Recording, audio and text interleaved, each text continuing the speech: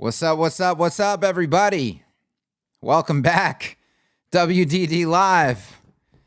Let's see who's in the house today. I made a very basic critical error here. My mouse level's at 10%. I don't know how long that 10% is going to last. Usually, I mean, you could probably get pretty far on 10%, but I don't want to take any chances. So as I ramble here and talk and welcome everybody to the stream, I'm going to plug that bad boy in because, you know, the geniuses at Apple, if we're ranting today, we could just start with this. The geniuses at Apple obviously put the charging port on the bottom of the mouse. So if you need to charge the mouse, you're forced to take a break. You cannot get anything done. You literally can't use it. Can't use it while it's charging. My favorite feature of the Apple mouse right there is, just forced to take a break whenever you need to charge. Okay, we're welcoming Ryan in, Marin, DeHunzy's here, Simon, Charlie, Sandro. Oh, I'm seeing some new faces today. New faces is always really good. David Das. Kevin Roberts is here. Looking forward to seeing if I am a chump today, says Kevin Roberts. I would elevate that comment to the screen, but I don't have a mouse at the moment. It's over here. It's over here charging up. We're just going to sneak in a % here and there. You know, I think that's going to get us through the stream. Sorry. Pedro's here. Oh my God, don't get me started on that mouse. It's a way to force you to have a break. Kevin says, good morning. Calisthenics Ireland. Not even 2 minutes in and we already got a rant. It will be a good episode. Oh, this is going to be a good one. I just decided today, there's some stuff I got to get off my chest, especially regarding Elementor. This has been, I'm also feeling like it's getting a little hot in here.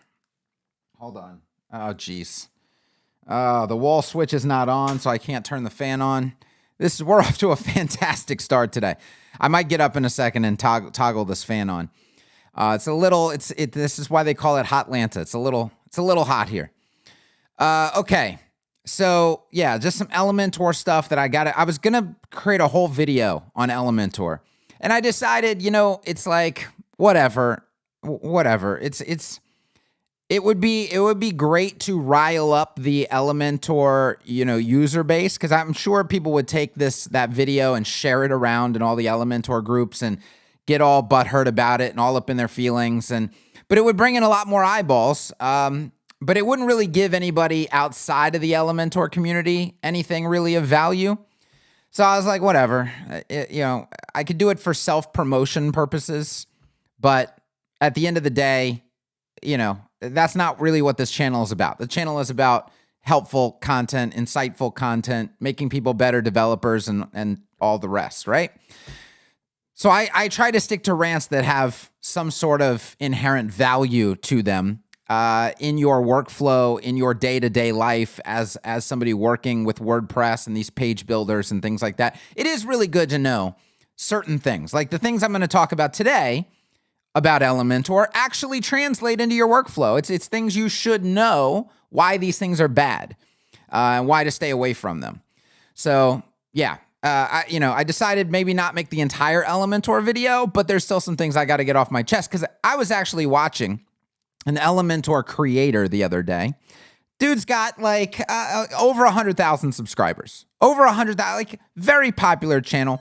Primarily does Elementor trainings. I'm watching this guy work in Elementor, and I'm just like, what the F is going on here?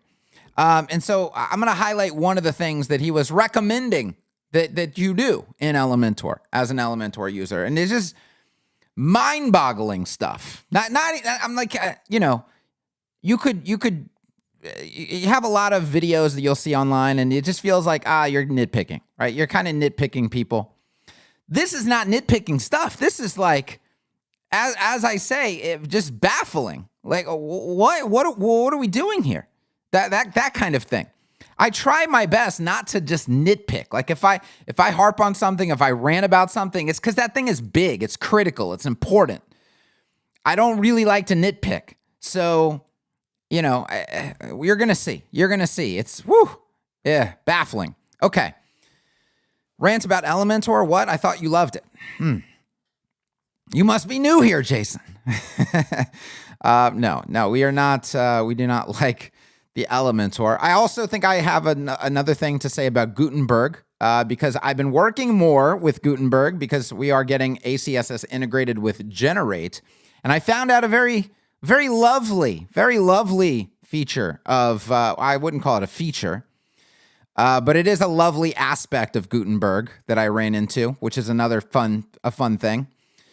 You know, people ask me why Gutenberg is a trash can, and I have plenty of examples, big laundry list of examples of why Gutenberg is a trash can, and I just added to it. I just added like 2 things to it. Yeah, 2 major things to it. So let me put that in my notes. Let me unplug my mouse here.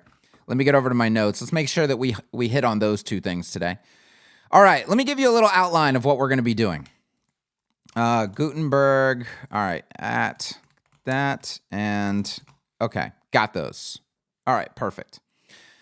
All right, so we're going to talk about automatic tokens and frames for Figma. Obviously, we just put out a teaser yesterday for that. We'll talk just briefly about that. We're going to talk about 3 outrageous Elementor workflow features. Again, not nitpicking.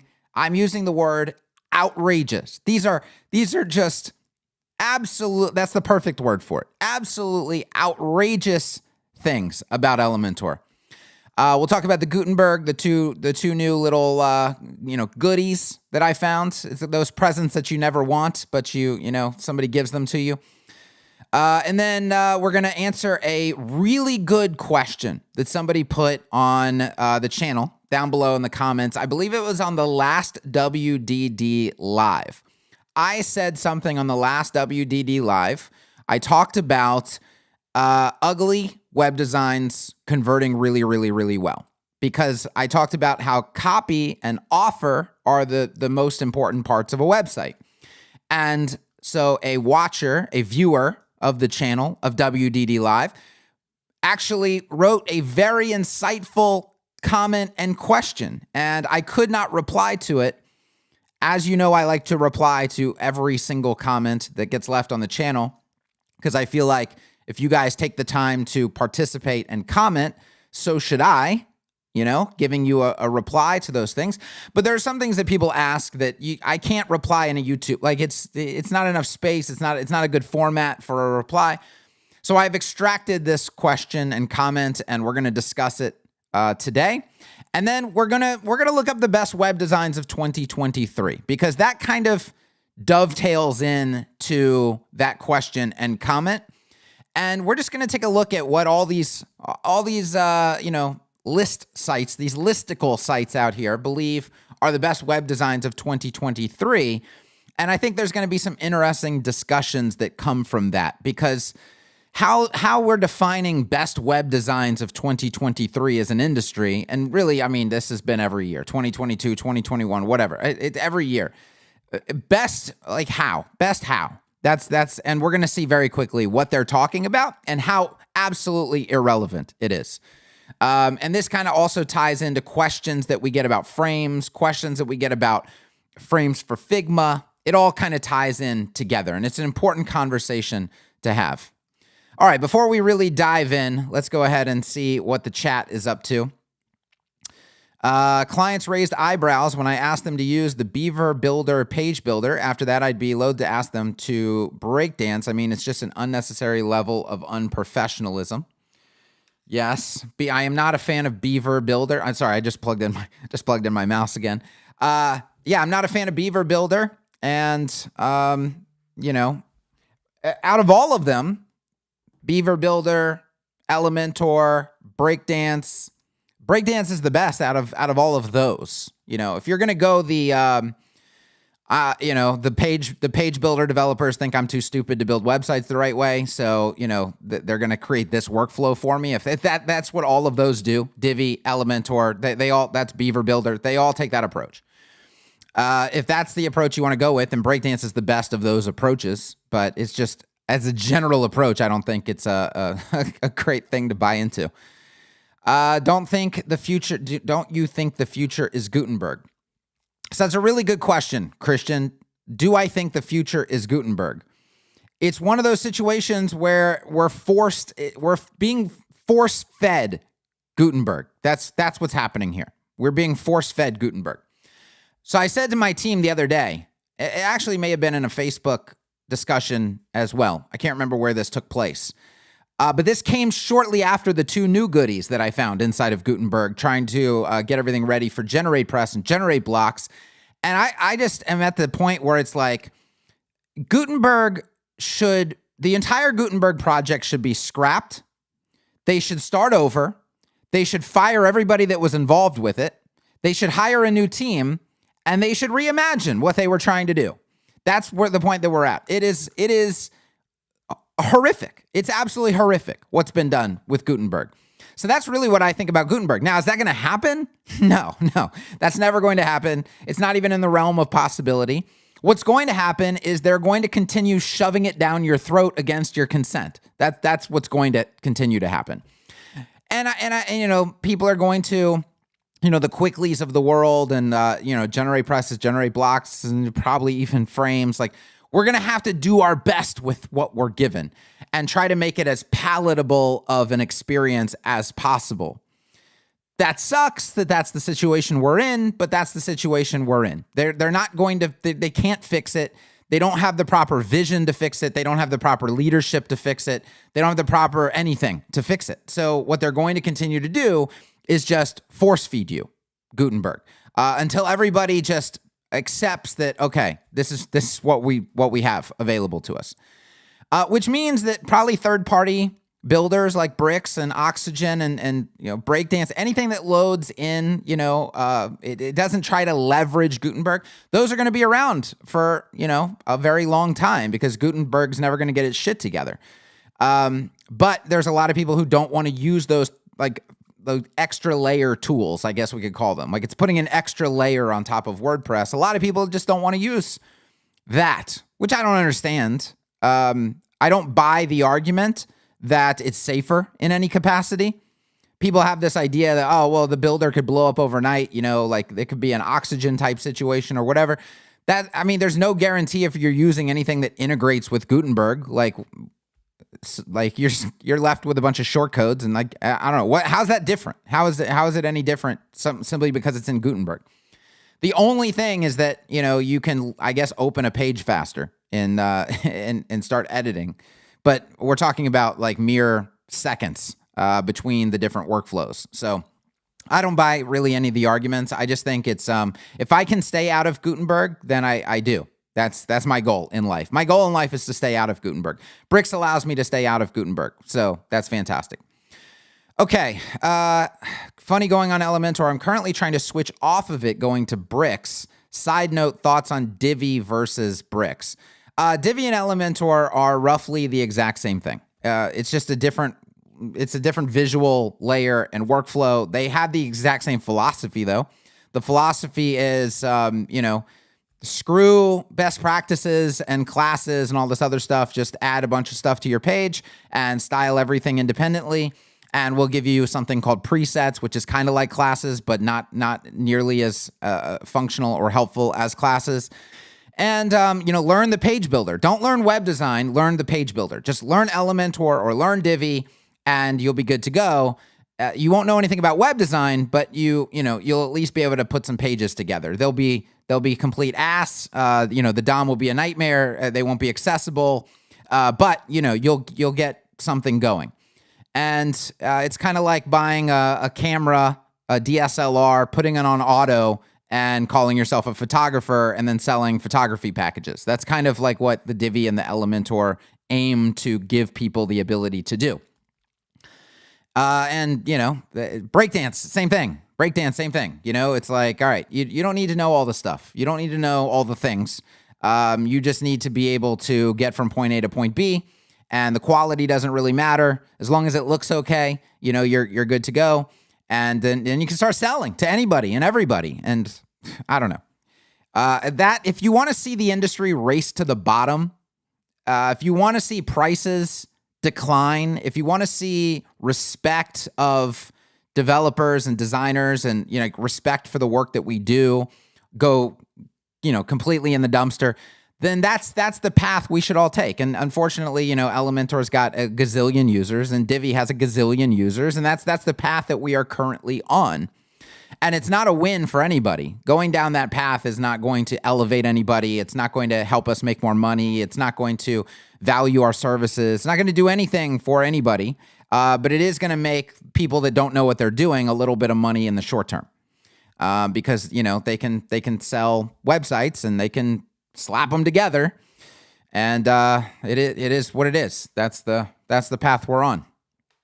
That's why I talk about things like standards and best practices and elevating your game and being more valuable to your clients and raising prices, on and on and on and on and on. That's why I talk about all this stuff, because that helps all of us. The more people that buy into that across the industry, the more the industry actually goes up, right? We are on a path spiraling out of control towards the bottom. And that's not the path that I think any of us wants to be on.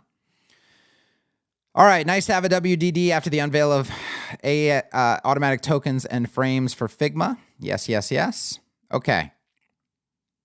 All right. I'm just looking through some comments here. Ruben says, leave breakdance alone. Okay. Hey, I said out of those, it's the best one, right? I gave it a compliment. Why should we use WordPress combined with bricks over Webflow, for example? We are starting off with a little Q&A. We'll come back to Q&A. We're going to get into our main topics, then we'll come back to Q&A. But I'm just starting off with a little bit of Q&A. To get us warmed up, we got to get warmed up. We got a bunch of people here, which is fantastic. So this is a great question. If the bricks as an oxygen to the world did not exist, at this point, and let's say WordPress blew up, I would probably go to Webflow. That's probably what I would go to. Oh, Framer. Let's talk about Framer. Couple people have hit me up and said, hey, you got to do something on Framer. And here's why I got to do something on Framer. I got to do a video on Framer because every creator that I am subscribed to, and I subscribe to a lot of creators, and not just in the WordPress community, but like designers and, a bunch, just to see what's going on, what's being talked about, what's being discussed. I always think it's funny. Like everything that comes out is like the next greatest thing and the end of something else. And it's just like the headlines of these articles and the fucking faces they make, like, and all the screenshots and shit. I can't take it. I can't take half that shit, but I do watch a lot of creators. And, I will say that I think it's hilarious that they're all up on Framer. Like Framer's the next greatest thing. Okay. I opened Framer, 3 minutes, wanted to jump off of a bridge face first, looked at the DOM, horrific, absolute nightmare, worst I've ever seen. And, it's funny because I actually put on the comment of one of the Framers videos, like, this is it's a great idea. Like, it's a great concept. Unfortunately, the DOM is a nightmare, and the DOM's always going to be a nightmare with a tool like that. We can talk about why in the official Framer video. But the first person to reply to me goes, what's a DOM? Right? And that's just, that's the community. That's the community that they market to. Nobody knows. Anybody using Framer has no idea what they're doing. But I love the creators who are all like, they're supposed to be professionals or whatever. And they're like, oh, Framer's the greatest thing since sliced bread. And look at this AI thing that it does. And it's going to assemble pages for you. And it's a great starting point. Every compliment imaginable. And then I wonder why. And I'm like, oh, they have a 50% revenue share affiliate program. That's why. So like half these channels, you're getting the thoughts of not a professional creator necessarily. You're getting the thoughts of an affiliate grabber, right? Like a commission chaser. And I just feel like that's gotta be, because there's no rationality for saying that Framer is a great new tool and it's going to change the game and on and on and on, because it has tremendous like fundamental flaws. So it just has to be the fact that they can just make a bunch of commissions on people that, again, don't know what they're doing, don't know what to look for, don't know why it sucks. But they can sell it. They can sell it, and a lot of people are going to buy it, and they're going to get that 50% commission. It's just woo. Yeah, it's a generous affiliate program, as Andrew says, because you can also, it turns out, sell templates for Framer, and then you get 50% of or actually, I think you get the full amount of the price of the template. Like Framer doesn't even take a commission, I don't think. And then if the person converts to using Framer, you get 50% of the monthly revenue. I don't know. It's a money grab in my opinion. But I don't want to just say that without any evidence. I'm going to make a video demonstrating why Framer is a dumpster fire.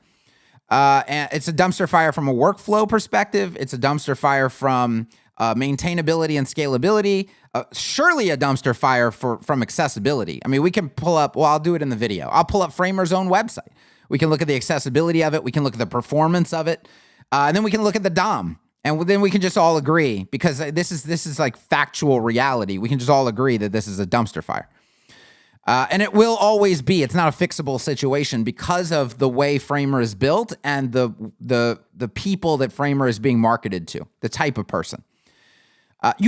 What I'm getting at is, if you want to be a professional web designer, you have to actually know web design. Okay, there's no way around it. Everybody wants these shortcut, tools. It's like you have to know what you're doing, like in any industry. There's no tool that's going to come in and just like magically now you know what you're doing. There's a lot to know and a lot to learn, and you have to put in the time, as with anything else of any value. So, yeah. Patrick says influencers are a plague. Yeah, and that's why I like to try to make it a point over and over and over again. Do you notice I get endless requests for, will you sponsor our this? Will you sponsor our that? Will you do a video on this? And you can get your affiliate commissions. I have affiliate links. They're for products that I actually use in my blueprint website on every single thing. That's it. I don't have any pet things that I sell. I don't have any somebody hit me up and they wanted me to do a video on their thing and I can make some quick affiliate commissions on it. There's none of that content on the channel. There's no ads on the channel other than whatever, default YouTube ads show. That's it. It's just content. That's what it is. And I say things that actually make me less money half the time. Because it doesn't matter. What's more important is to not be in the cult of influence, where it's every video has to have a stupid face and it has to say that this is the next greatest thing and you should definitely buy it using my affiliate link. And that kind of, it's just it's another race to the fucking bottom. That's what that is. Okay, let's get on to our actual programming for today. So automatic tokens and frames for Figma was announced yesterday. If you haven't watched the video, go watch that video after this stream, of course. We're gonna be doing a few more teasers, and we have to do some stuff talking about the workflow, because what I'm gleaning from a few of the comments is there's a lot of people who don't understand how Figma would fit into the workflow. And this is a natural thing. If you've never used Figma or you've never made it, you know what it is, and maybe you know even kind of how to use it, but you've never found a way to really incorporate it into your workflow. I'm not saying that every single person should incorporate Figma into their workflow. And this is especially difficult for people to grasp because of how fast the workflow is when you just add frames into bricks and then you start designing. But there are really good reasons to use Figma as part of your workflow. If you're a solo person, if you fly solo and do every step of the process yourself, and that's all you ever want to do, you always just want to be a freelancer and you have no aspirations to get bigger and better or bring on any help or anything like that, then you might be just good with adding frames into bricks and styling those frames and working from there. There's still a little bit of inefficiency in that. But if you ever want to get bigger, if you ever want to incorporate other people into your process, then I'm going to make the case that Figma is a must for that process. And if you want to work with bigger clients also who have multiple decision makers, because anytime there's multiple people that have to approve something or have input on something, Figma is far more efficient for dealing with that kind of client. So there's a few different reasons. I'm going to probably make a video focusing intently on where Figma is in a professional workflow and why it should exist, okay? Because I think there's a little bit of confusion there. But anybody that uses Figma already kind of already understands all of this, and they're just really stoked about automatic tokens for Figma and frames for Figma. But go watch the video. There's more teasers to come. And then, of course, the release will be in July. Let's hop over to Elementor and let's start talking about these 3 outrageous Elementor workflow features. And this is not just to harp on Elementor, and it's not just to harp on Elementor creators. There's some good just fundamentals here that everybody should know. And then I think you'll know why it's so outrageous and baffling that Elementor does things this way. Let me go ahead and share my screen. And let's make sure that we're screen sharing. And let's go ahead and find our Elementor install. Okay. So let's go ahead and hop in. It opened the browser in the wrong window, so I'm going to bring it over here. All right. And let's make sure that we're good to go. Oh, we're zoomed in a little bit. Let's zoom out. Okay. Great. Let's go to Pages. Let's go Edit with Elementor. Okay. This is fun. Aren't we having fun here in Elementor? It's a beautiful little UI. All right. So what I'm going to do, because there's no section element in Elementor, which is also outrageous, but I've already talked about that before. I'm going to drag in a container here. And the first thing that we're going to talk about is what Elementor asks me to do regarding the height of this container or the size of this container. I'm gonna add a heading. Let's add a heading here, right here. Okay, good. So we'll just say section heading. Now I want you to notice right off the bat, there's no vertical or what's called block padding in this section, right? And I looked around for a good way to add this, and I think what Elementor users and experts would have you do probably is come up to, I think it's in site settings. And then you go into layout and right here, container padding, which you see is all zeroed out right now. Now, we've already talked about proper section styling and how you do not want to put padding in the inner container of a section because it changes your effective website width. And then you can't reference your website width properly, and there's just a lot of problems with it. And that's exactly what this setting is going to do. So I'm just going to use, and I also don't want to use pixels, right? So I want to use, ideally, a clamp function would be good here, but I can use an M or something like that.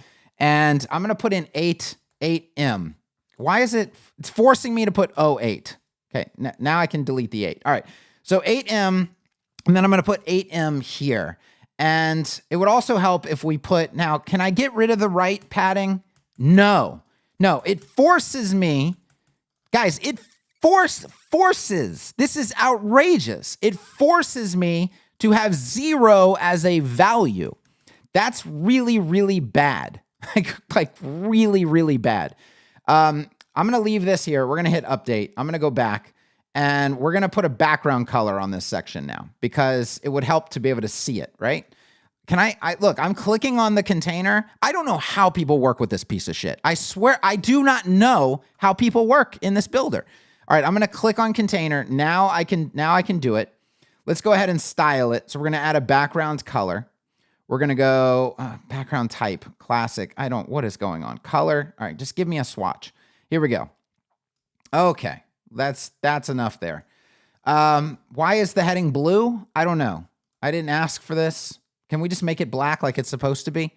All right, let's update. Now you can see, this is what I'm trying to achieve.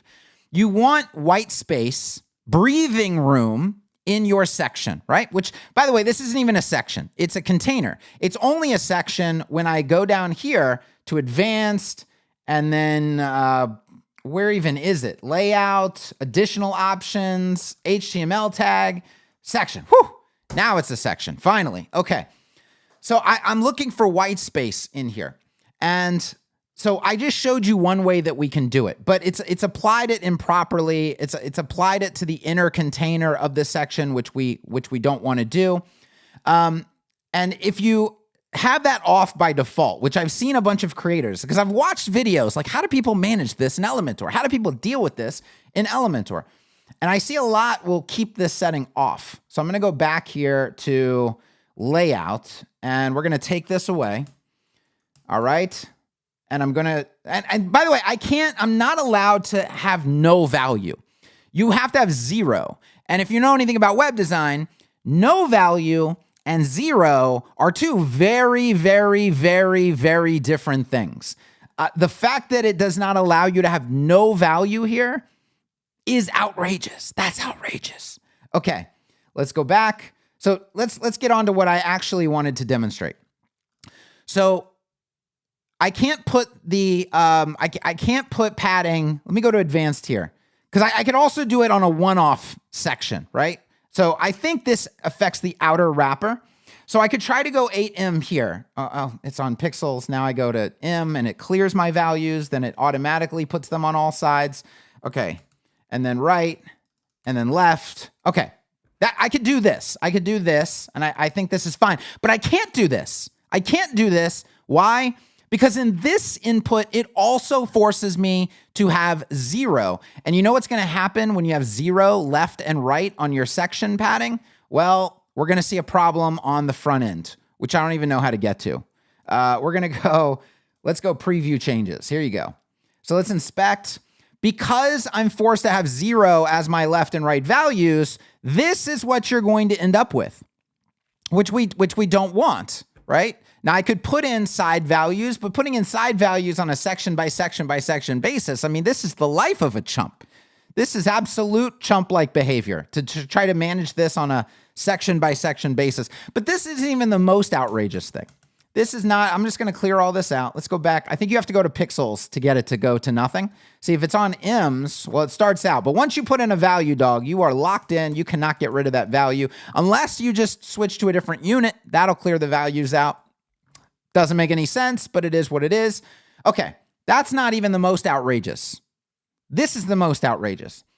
So the default for like, hey, here's your section. You don't like the height of that section? Guys, what is the first control that it gives you right here? This. This is how Elementor wants you to deal with the amount of white space that is in your sections, which in itself is outrageous. And I'm going to show you why this is outrageous. Okay, so I'm going to put this at, let's just choose a number like 500. And let's ignore the fact that I'm, working in pixels right here.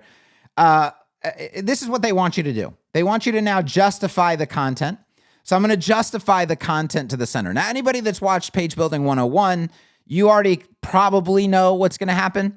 And I want to just test you in your mind. You should already know when and this is why I can open a builder and just go, nope, unsubscribe. Like, I see what they're asking me to do. And I already know the pitfalls of that and why that's not the best way to go. And then I just question the whole thing. I'm like, why are you asking me to do that? Why is this the default control for what's going on with my sections right here? So let's illustrate why this is a bad thing. So the other thing that we try to, I don't even like 500. That's too much. Let's do 300. Okay, that's something decent. Okay, now, rhythm. Okay, I add another section. So let's go add another section. I'm gonna go up here. There is no such thing as a section, so I'm just gonna drag in another container. Okay, here's my next section right here. Let's choose a new background color so that we can see these against each other. So let's go in here and let's choose like this and just bring this down. I don't know, I just want a different color that's obviously different. We're not designing anything here. We're just trying to make sure everybody can see what we're talking about. All right, I'm gonna go up here and add a heading. And this is going to be section 2, right? Okay, so now I'm asked more or less to do the exact same thing. So if I want the exact same spacing here for proper balance and rhythm, okay, you're going to see what I'm getting at in just a second. So where do I want to go? Oh, I want to select my container, don't I? I'm clicking on the container right now. It's not selecting the container. I'm going to go select the container from over here. And then I'm going to go back to layout and I'm going to do the exact same thing because that's what it's asking me to do. So I'm going to go 300 and then I'm going to justify the content to the center. Now, do you see that these two sections are more or less equal? Okay. This is giving us proper balance and rhythm in our spacing. That's not to say that you never want less spacing, right? Very often you might want a situation where this section, maybe there's just like feature cards in here or something like testimonial cards. And that's really the only purpose of this section. So you don't want it to have the normal section white space. I'm just going to call it white space right now. It could be padding. It could be whatever. In this case, it's not using padding, so we can't call it that. We just have to call it white space. So this has like a default white space. This has like half of that default. But it's still rhythm and it's still balance and things like that. But the fact that we're using minimum height to accomplish this, number one, I have to remember what all these values are. But actually, remembering what all these values are doesn't matter at all. It doesn't even help you to remember what your values are because this is fake white space. Fake white space. Does anybody know how minimum height works versus something like padding? Padding is physical white space. There's no way to put content inside of padding. You can't do it. The padding forces the content away. That's what padding does. It is physical space.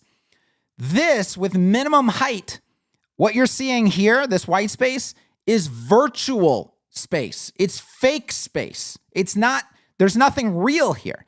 And so I can prove that to you by just duplicating the heading a bunch of times. So how do I even duplicate? Just Command D. Okay, Command D. Where is my white space now? Where is it? It was never there to begin with. It only appeared that there was white space, but there wasn't any actual physical space there.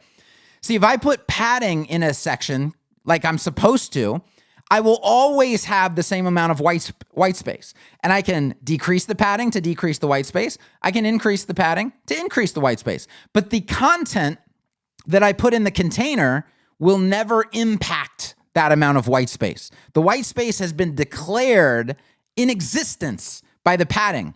When you use minimum height, you actually haven't declared any white space at all. My content will continue to it'll just touch the edges of the section at some point. So what an Elementor user, and I watch the creators do this, when the content starts encroaching on the white space, they just go add more minimum height. But now you have a value here that hasn't been used anywhere else. This value is unique to the content that is in this one individual section, which means there is no consistency in the white space across any given section, across any part of your website. It's all magic numbers. These are what we call in development magic numbers. There's no reason for it other than, well, this had this amount of content, so I had to do this to make it have some white space. This is the workflow that they ask you to use. This is an outrageous workflow. Why do all of this dance? See, the more content I add to the section, I have to keep dancing. I have to go back here and I got to dance more. Right? With this setting over here. If I just use top and bottom block padding, you would never have to worry about the amount of content that's in this section. You would always have the exact same amount of white space. So the fact that this is what Elementor is asking users to do by default, I just find this to be outrageous. So put this in the comments. Are you seeing the clear difference? And let me just to illustrate. Let's go here. Let's go bricks. Okay, right here. Let's just illustrate this. Because this is one of those things where there's no subjective opinion here. There's no like, oh, well, you do it this way, I'll do it that way. I mean, if you want it, what it comes down to is, do you want to dance? How much do you want to dance when you're building the websites, right?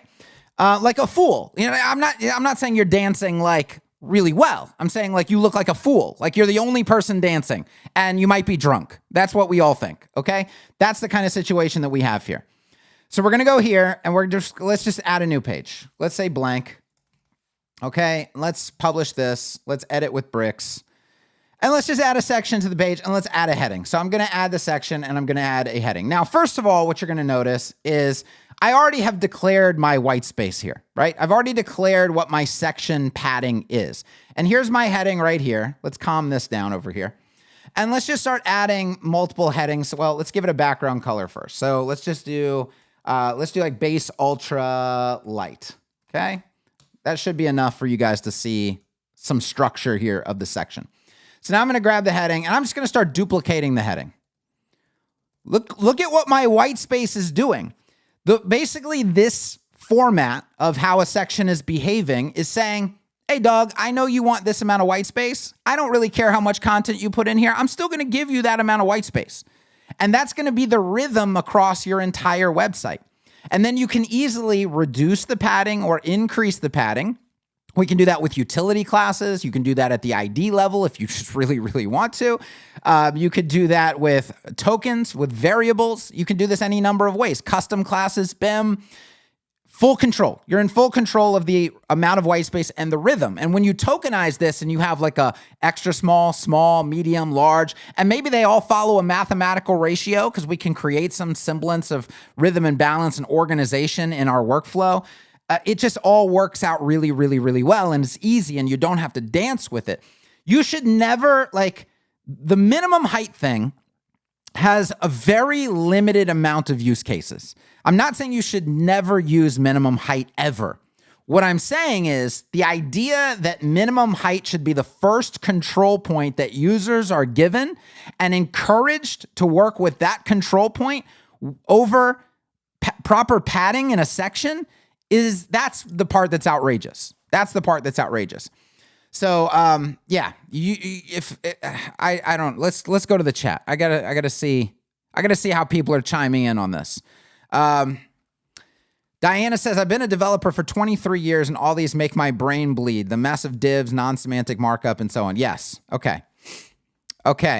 Brother, if you keep trashing Elementor, you're going to need a higher personal security. Elementor user here, it's a non-issue. Elementor does things on an ID level. What's a non-issue? Yes, I already found these. Okay. Okay. Why don't you use padding in Elementor instead of minimum height? Well, I would, but they don't allow you to do it properly. That's what I was demonstrating. So I'm going to go back here. Oh, that's a mess. Let's just delete the mess. Okay. So here's my heading right here. All right, my heading. And what I would like to do, I mean, I thought I made this clear, right? So I don't want a minimum height. Okay, so can I clear that out? Thank you. All right, at least you can clear out something around here. All right, so I want to use padding, right? So something else that's outrageous. Padding and margin are not advanced. Okay, these that would be like basic. Like, can we put that under the style tab? Maybe like, why is that considered advanced? But let me just demonstrate. Okay, you want me to use top and bottom padding, right? Great. So let's just do 4. Oh God. Okay. All right. Let's go. Take it away from the right. Take it away from the left. Okay. There's my top and bottom 4. There you go. I got it right. But I can't. I'm not allowed to use padding properly. Elementor does not allow. It forces you to put 0 left and right. And I showed you what happens when you do that. Your content's going to touch the edge of the screen. You're now forced to put in a gutter like 2. Okay. So, dude, what is going on? Stop it. It will not let me just put a 2. Okay. Update here. Now I'm going to go right here to the front end and let's see if that. Yes. So now I have a 2M gap on the side. But to do this at every section manually, no, never should I ever have to do that. And then if I want to put this into the global styles, I could potentially do that. But again, I showed you some issues with that there.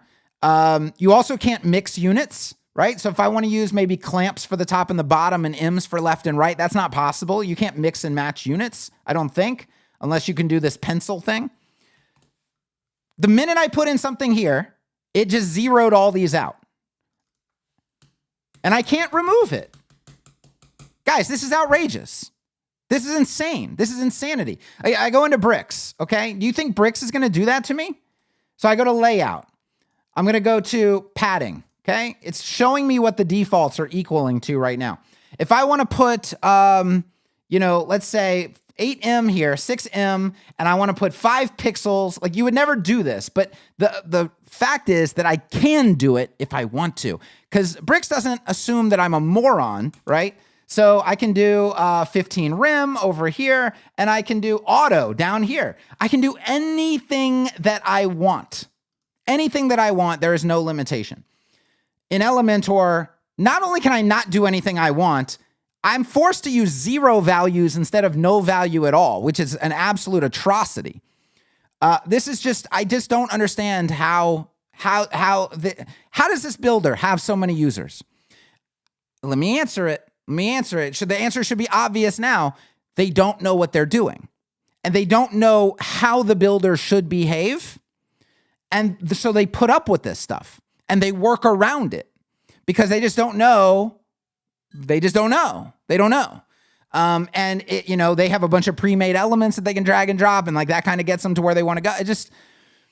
But the idea of a professional creator, like really buying into this builder and really encouraging people to use it. I mean, this is like, man, there are problems with page width too. See, Pat says the workflow of Elementor is really bad. I'd not use it, but yes, I agree with you. But why are there millions of people going, it's amazing. It's the best thing ever. It's so easy. I can't do anything. I can't even get started in Elementor. I can't even get started because they take the language of web design and they mangle it. And then they say, well, just learn how to do it in Elementor. Learn the Elementor way. But I don't want to learn the Elementor way. I already know the web design way. See, the reason why Bricks is so great and so powerful is because if you know web design, you can just start working because it all respects the actual principles of web design. Elementor, like I said, mangles the principles of web design. And I just demonstrated with min height as the main control for your sections. The idea that that's the main control, that is a mangled approach to web design, which has clear downsides that I can actually demonstrate. So the next thing is it encourages, this was the second thing. That was only one of the things. So if I had this heading right here, for example, and I want to change its width, like maybe I want these headings to be 40 characters wide, which is, a good thing to do often. Well, you would come down to width right here. And so, default, I don't even know what this is. This is the language of Elementor. There's no value in CSS called default. Okay, that's not a value. There 100% is a value. Okay, I can understand that. With inline auto, okay, auto is a value. I guess that's just doing auto. I don't know what the word inline is for there. The fact that we're talking about width, that's already inline. But then I can do custom. Okay, so let's do custom, and let's try to do the character thing. So I've got to choose the pencil, and I can do 50 characters, right? Now, let's talk about width versus max width, because this is one where even Bricks, so if we're going to criticize, let's criticize equally, right? Bricks and all builders, this has to come from the idea that users don't know what they're doing. There's no other explanation for it. If you know web design, you know that if you want to put a width on something, you should almost always put a max width on that element, not an actual width. Why? Well, you should already know. If you put a physical width on it, you just say width, and you say 1,000 pixels. Any screen size under 1,000, it's going to cause an overflow. You're going to break your page. Page broken. Okay, congratulations. Shouldn't have used width. If you put a max width of 1,000 pixels, it's saying, hey, you have to, like the maximum amount you can be is 1,000. But if something forces you to get smaller, go ahead and get smaller because we don't want to break things. That's what max width does. So 99% of the time, you're setting a width on something, you use max width, and then you move on with your life and everything is good. But these builders, you know what they said? They said, users don't know that they're supposed to do max width. So what we're going to do is we're going to give them this width control because they know what a width is, like, width, measure, ruler. Yeah, we all know what width is, right? So we're going to let them set a width. But in order to protect them on the back end, we're going to set a max width of 100%. This is a backwards approach to setting. This is mangling the intent of these controls. Why? Because of the fear that users don't know what they're doing, and we have to protect them from themselves. So we have to give them a label that they're more likely to understand, which is just width, and then we have to protect them on the back end with a max width of 100%. This causes a lot of problems, okay? But it does solve the problem of people not knowing what they're doing and creating overflows. But with 50 characters, I just wanted to point that out. This should be a max width field right here. That's what this should be, max width field. And you should give the user both fields because width is sometimes valuable. So they need to have control of both. But you don't in Elementor. There's no max width. Now, if we go to bricks, look right here, width. I don't want this to be the first one. Okay, so if I'm nitpicking, this should not be first. Max width should be the first option because that's the primarily used option. And then give me a width control down here. But at least I have both of them. At least I do have both of them. In Elementor, who needs max width? Who needs that? Yeah, just use your width. That's kind of the approach. But anyway, what was I encouraged to use? That's kind of the question. When I click custom, I was encouraged to use %. That was the default. That's what it gave me out of the box. This is the worst. This is the worst of all units. Of every unit, maybe besides VW, very limited use cases for this. You got to really know what you're doing if you go with the VW route. But percentage, out of all that's available to me, like characters, rims, ims, percentage is the worst one. And especially in a width field, and this is where you see it, right?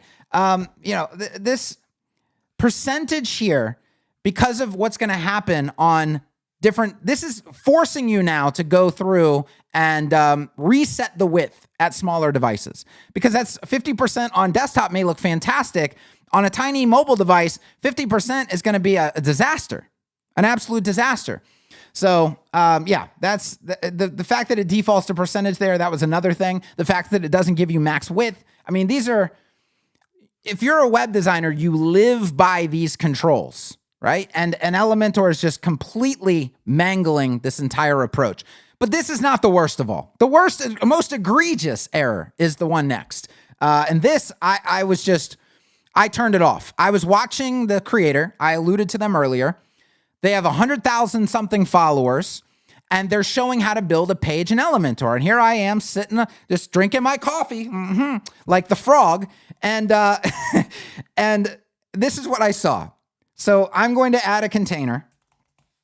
And okay, and I also can't. Is it designed like this that you have to drag something in? Like I have to physically grab it and drag it? Is that how Elementor is designed to work? All right, so we're going to put in a heading here, and we're going to say my section, right?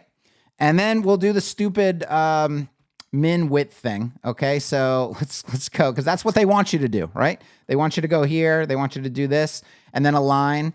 By the way, how many things did I just have to do? I had to do min width, then I had to do another control to get it to the center, which if I just used even top and bottom padding, it would have been in the vertical center by default. Like I would not have had to set another control. So just from an efficiency standpoint of like, okay, add that and then add this. And it's still not a section, by the way, because I didn't change the tags. You have to do that manually as well. But now watch this. I have a section. Let's add an image. How about that? So we're going to add an image. All right. Got to drag it. And then, oh, look, hey, my white space is gone because I added a bigger element. And now I have no white space where I had some earlier. So let's go dance with the min height here. So we got to get ourselves a little bit more min height. We'll do a little dance. Does that look good, guys? Is that about the amount that we need? Okay. Well, don't get too attached to it because it's about to go away. All right, we're going to go full on our image because we want, there goes our white space. Okay, let's go dance again. Let's go back here. Got to dance a little bit more. Give us a little bit more white space there. Are you guys okay with that white space? Oh, don't get too attached to it because it's about to go away. Okay, we're going to go with a button now. So let's add a button. All right, there we are. Hey, there's a little bit of a gap here. Where's that coming from? I didn't ask for that. Did anybody see me ask for spacing between these elements? Well, see, Elementor thinks you're dumb, and they're like, well, we'll just give them a little space because they probably don't know how to space things out. All right, so let's go look at this on the front end. Let's see where this is coming from. Okay, there. Let's open this and that. Oh, that's interesting. All right, I don't even see. Let's open this, that. Something's got to have a margin on it. Oh my dear gosh. They're putting inline style blocks in a simple heading element. This is just an absolute atrocity. Okay. Yep. Don't know. Okay. There must be a gap on the section then. There it is. Right there. Okay. Where's that gap set? I don't know. Probably in some global setting somewhere. Okay, I didn't ask for it, so I don't know where it's coming from. That's the problem. Like if I had asked for it and set it somewhere, then I would at least know where to go change it. But now I got to hunt around in the things. I'm not even going to worry about it right now. Let's say that you wanted this button to be spaced out more from this image. I kid you not. I am not lying to you right now. I'm not embellishing. This creator with 100,000 something followers was telling people to do this, to go up here and type the word spacer and drag this spacer element in and then hit update and then go. And now, guys, you have space. Okay. If you don't already know, this is like, what would be a good example of this? Like, I can't even think of a metaphor, but the absolute chump, like nonsense that this is, adding physical spacer element. What is this, fucking Squarespace? Squarespace has you do this too, by the way. This is an atrocity in web design, an absolute atrocity. I need you now to think forwards to an entire website where there's just spacer elements everywhere. And by the way, let's go in and see, are there any settings for this spacer element? Well, yes, there are. You can set this in pixels. You can set it in VH units. You can, but that only affects this one spacer. So if you're using these spacers to space your content out on an untold amount of pages across the website, and then you decide at some point, like, you know what, I need to tighten up all my spacing a little bit. It's a little too loose with the spacing. I mean, what life are you going to live now? You've got to go find every spacer element that was added to these pages and manually adjust the value. Well, Kevin, maybe we can tokenize it. Maybe we can have a spacing variable. We can drop that into the spacers. I mean, aside from what it's doing to the DOM, right? You're just adding DOM element after DOM element, which it's not even probably one DOM element. I mean, knowing Elementor, let's go investigate. How many DOM elements is this thing adding? Let's go to the front end. Let's go inspect. Okay, let's go in here. All right, there's one DOM element, right? Holy are you serious? No, sir. No, sir. This, golly, dude. I didn't even know it was this bad. Hold up. We got one. Let me collapse this. There's our parent spacer element. You see it right here. Spacer.default. Okay, that's, what's this? Okay. All right, I opened it again. All right, so I'm going to open it up. There's a second DOM element. Okay, there's an inline style block. Wow. And then there's another DOM element, and then another DOM element. Guys, it took 1, 2, 3, 4, 5 elements to make a space between. Margin would have done this. Gap would have done this. Padding would have done this. You shouldn't use padding for that, but padding would have done it. Shit, I'd almost argue that padding's better than this. Well, yeah, no, for sure. Padding would be better than this. I mean, it would be an atrocity to use padding for this, but this is even more of an atrocity. But go back to the fact that you now have all these spacer elements all across your website that you have no control over. There is no way, it doesn't allow any other unit, so you can't put a variable here for all your spacing. Anybody that does this, and the fact that there's a creator teaching this, they're teaching people to do it this way. This is maximum prison. This is the death penalty. You got to go. I'm being facetious. Okay, I'm just, guys, it's a joke. Okay. We talk all the time about felonies and misdemeanors and prison time and rehabilitation. Get with the program. Okay. This is insanity. I gotta run back to the chat because I didn't even know, honestly, that it was that bad. I didn't even know that it was that bad. So let's see. Yeah. But tell me, let's go back to the main topic. Why does Elementor have millions of users again? Somebody make it make sense. Elementor spacers are used for background gradient colors. Elementor does not advocate for using spacers as spacing elements. Well, that alone, just stop it. I just said, make it make sense. You just gave this explanation. Let's read it slowly for everybody. Elementor spacers are used for background gradient colors.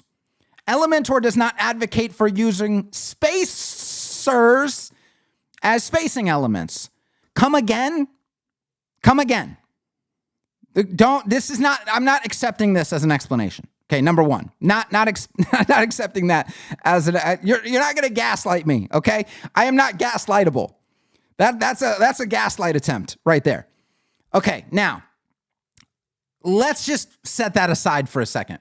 Elementor spacers are used for background gradient colors. What does that mean? You don't need a spacing element for space. You don't need a spacing element for background gradients. You don't need that for anything. There is no use.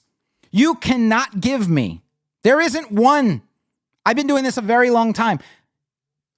I will give you, what will I get? I'll give you an automatic CSS LTD. I'll give you a frames LTD. I'll give you everything that I can give you. If you can find one practical use for a physical spacer element, one, just give me one that I couldn't do. It's got to be something where I couldn't achieve that same thing with a better way. And I'll tell you right now, like pseudo elements all day long, way better than that. But again, Elementors, you've got to go back to the philosophy that I continue repeating and harping on, because I want you to desperately understand this. They think you're dumb. They think you don't know what you're doing. That is the philosophy of these builders. Oxygen and Bricks respect the user. They say, no, we are going to give the user a web design workflow. Elementor and Divi and all of these other breakdance, the underlying philosophy is that you don't know what you're doing. That is you can escape that. You cannot escape that. So if you want to use Elementor as a professional, you have to get okay with the fact that you're using a tool that believes you don't know what you're doing. That is why all of this exists the way that it exists. I personally would never buy into that philosophy, right? I would never use a tool that thinks that about me. And I also know that it's just going to get worse and worse and worse, because they're going to continue racing to the bottom, finding more and more people that don't know what they're doing and trying to make it easier and easier and easier for them. And it's going to get worse and worse and worse for the professional that's trying to use the tool, right? So, but this is, I mean, when we say outrageous, this is as outrageous as it can possibly get. The idea of using physical spacer for anything, you can't give me a real reason why you would use an element like this.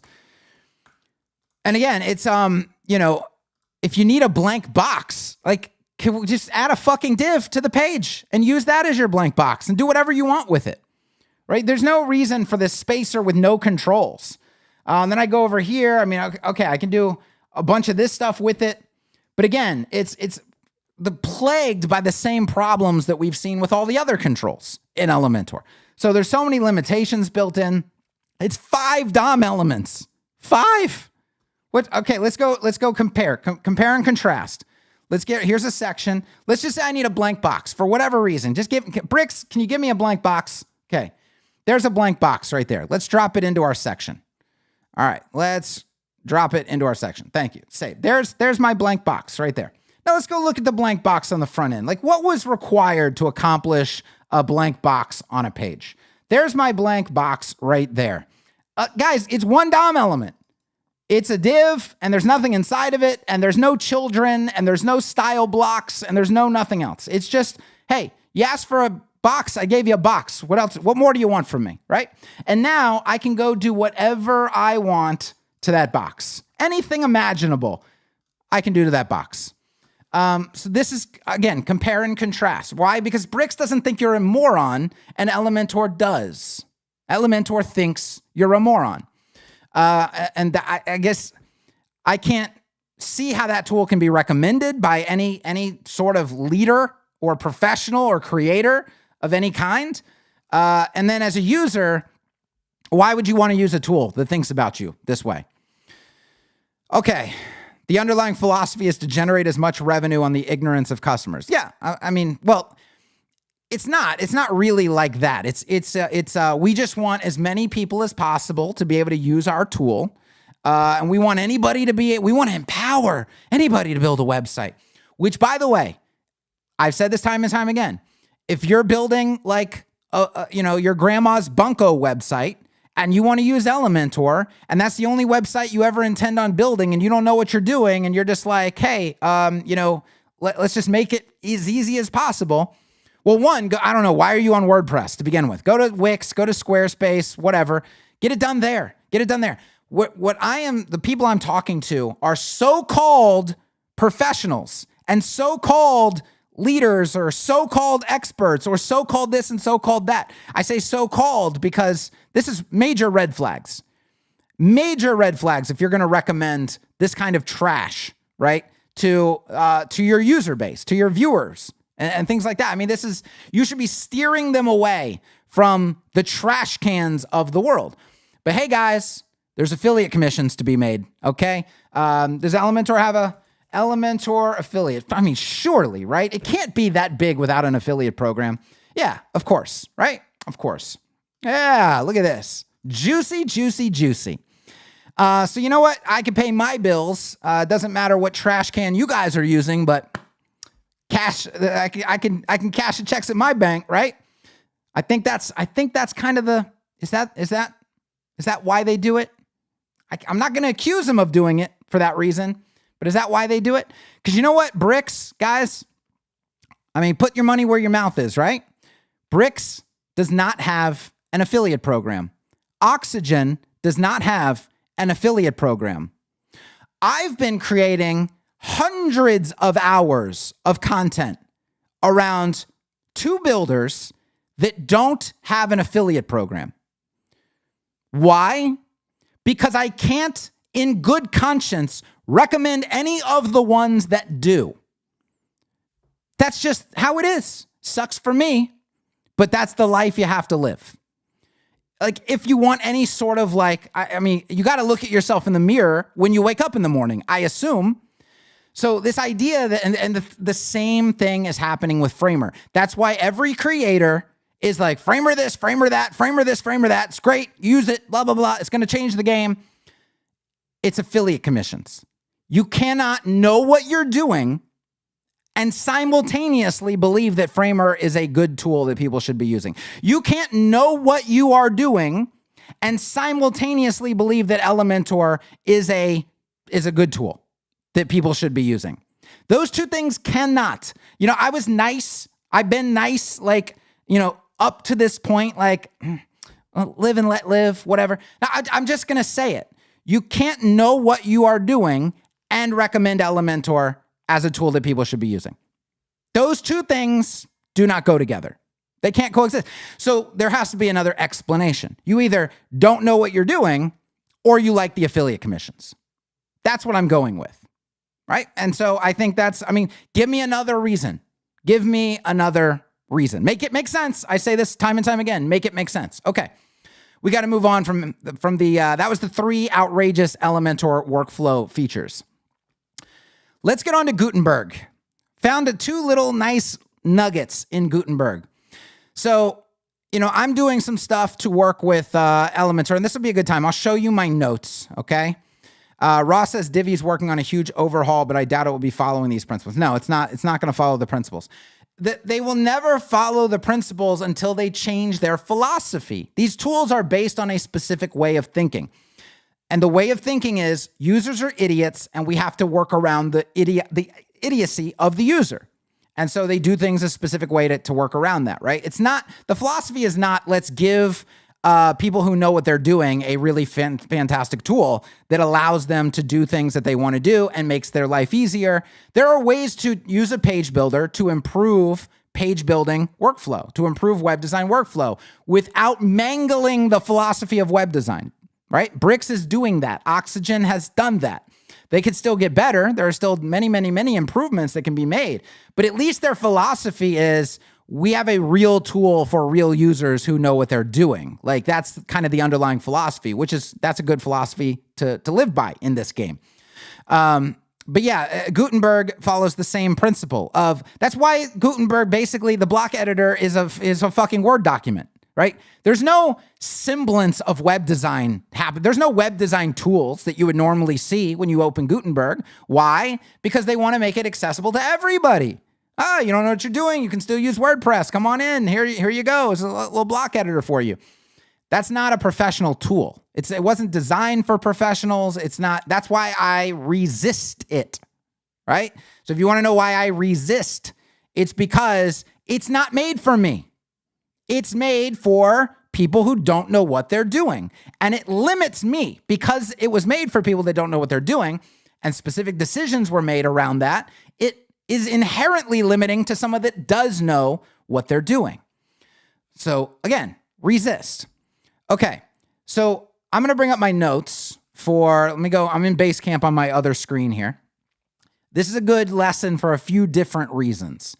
We're going to go to automatic CSS. Sorry, there's lots of projects. Okay, we're going to go into here. We're going to go into documentation. We're going to go into generate press and generate blocks. Okay, let's bring this over. So I'm working on making automatic CSS work with generate press and generate blocks. Why? Because we introduced Gutenberg support, not for the native blocks because those are trash cans. I refuse to do the work to make it work with the native blocks. It'll work with the button element. That's about it. Because I just know people are going to come in and start using button elements. And then they're going to be like, why didn't CSS work with the button element? And it's like, well, the button element is trash, but we're going to make it work just so that at least one thing works out of the box. We are going to bring you automatic CSS or frames. I don't know if they'll be a part of ACSS or a part of frames, our own blocks. Okay. And then you can actually add clean blocks to the block editor, and then everything will work flawlessly, obviously, with automatic CSS. And you'll be able to build pages in the block editor if you hate your life and want to live that, live that life. You'll be able to do it. Okay. But this is what we have to do as a framework is we have to figure out how the builder or how the block system or whatever approaches web design from different perspectives and different angles, right? And then are they doing certain things correctly? Are they not doing certain things correctly? And then we have to put in workarounds. Okay, other frameworks don't really do this. Other frameworks just say, hey, it's going to work 90% out of the box. You deal with the other 10% of bullshit that doesn't work. That's on you, right? Where we actually go in and if we say, hey, we integrate with bricks, it's 100% integrated with bricks. If we say we support Oxygen, 100% integrated with Oxygen. We've done all the work to analyze how they output things, and then we put in the proper workarounds. That's what we do. We do all of this extra legwork. This is my notes from just a couple of hours of interacting with generate press and generate blocks and making it compatible with automatic CSS. And so I'll give you an example, right? So there's sections. Sections are not set to display flex by default. This is not inherently an issue. In bricks, they are set to display flex by default. Now, as a user, you have to know that they're not set to display flex by default because if you try to use gap in them, gap won't work. Gap doesn't work on block elements, and that's what a section is by default in generate press. So you'll be using the gap field and it just won't work. But if you know what you're doing, that's okay because you'd be like, oh, it's not flex. I can set it to flex. But the problem is this is just a lot of extra work. Now you set it to flex, and when you set it to flex column, your inner container shrinks. It's no longer your website's width. Because it doesn't have a width on it. It only has a max width, right? So you set the section to flex, and you guys should probably know that a flex parent manipulates how the children behave, okay? And so it causes another problem. So what we have to do is we have to go in and we have to create these workarounds. Here's another one. So adding, and this speaks to what's didn't work in Gutenberg that I discovered, which is, again, outrageous that this doesn't work. Adding additional containers to sections does not automatically set them to the website's content width, nor does it automatically center them. So let me pull up generate here, and I got to pull up, this is going to be hard because I don't know if the fixes are already in here. But let's just see. So I'm going to go to pages, and this is just let's go back to Crockford's Law, right? that a tool is going to do 90% of what you need it to do. And then you're not going to know what the 10% of the missing part is or the headaches is until you're 90% of the way into the project. That's like constant, right? Okay. So if let's go remove this container. Let's go remove this container. Let's add a container. All right. I'm going to add the container here. I have this option of adding an inner container, which is, why did that go away? Okay, there you go. So I added the inner container. Can I have my structure panel back? So there's the outer, there's the inner. Now the problem with this is if I want another inner container, which happens often, I'm gonna show you in Bricks what I mean. So here's my section in Bricks, right? I'm gonna add a container. This is an inner container for that section. I can have as many of them as I want to, which is insanely helpful for grouping content that's page width, okay? This is insanely helpful. Can you do this in Oxygen? No. Can you do this in Elementor? No. Can you do that? No, you can't do it in any of them, okay? Because one, it relies on having a clean section, first of all, and not a hidden inner container that almost all of these builders have. Bricks has no hidden containers, right? It only has containers you can actually see, feel, and touch, and smell if you wanted to, but that gets very awkward. But look, I can have as many as I want, right? So I'm going to try to do that. I'm going to try to replicate that and generate. These are things where, as a developer, here's the thought process. I say, this is very helpful. Here's a new system that I'm being asked to use. Can I do the same thing? I use little tests. Like I have a whole list of like little tests that I run. Can I do X? Can I do Y? Can I do Z? Why? Because these are very valuable things. So I'm going to go to add, and I'm going to add a container. Well, this container, look, they're both children. Yeah? Why is one child full width and the other child is page width, or what we call content width? Look in Bricks. Every child that I added in Bricks was content width, right? They're all exactly the same. There's no difference between them, but there is a difference in Elementor. So what I was saying here is that this is a problem, right? It also, if you change their width, like let's say you have a variable for your content width. So you come down here. Now I like this. Look, they give you, I don't want width to be first. I wish max width was first, but they give you both fields, right? And so let's say let's say I have a variable, which I do. Can't use a variable in that field. Okay, so I can't reference my website's maximum width. Let's just put in 1366 and see what happens. Well, it got to 1366, but guys, it has another problem. It's not auto-centering itself.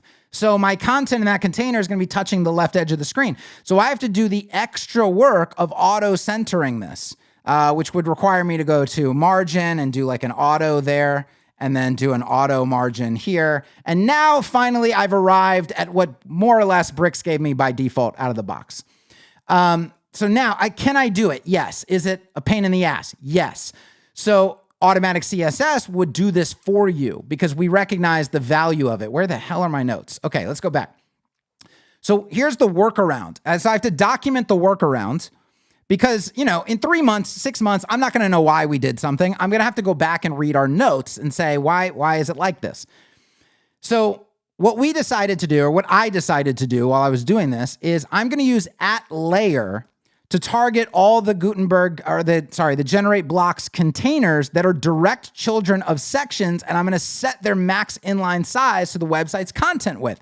And I'm going to set the inline margin to 0 to ensure that containers that are direct children of sections are automatically the website's content width and automatically centered while still allowing the user to easily override this instruction. And this is the next part of it that's very critical.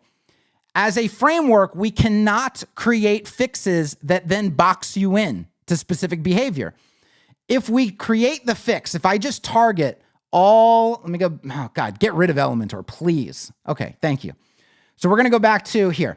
If I just put in an override to automatic CSS to target all containers that are direct children of sections, set their max width, center them automatically, then the user would come over here and they would try to override the max width. Like maybe you want it to be 960 here.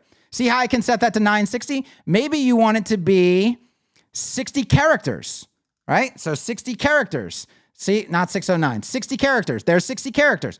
See how I can do that as a user? You should be able to do that as a user. But if I put an override into automatic CSS to do that, suddenly this box no longer works. And that's not acceptable. That's not acceptable. We can't box people in.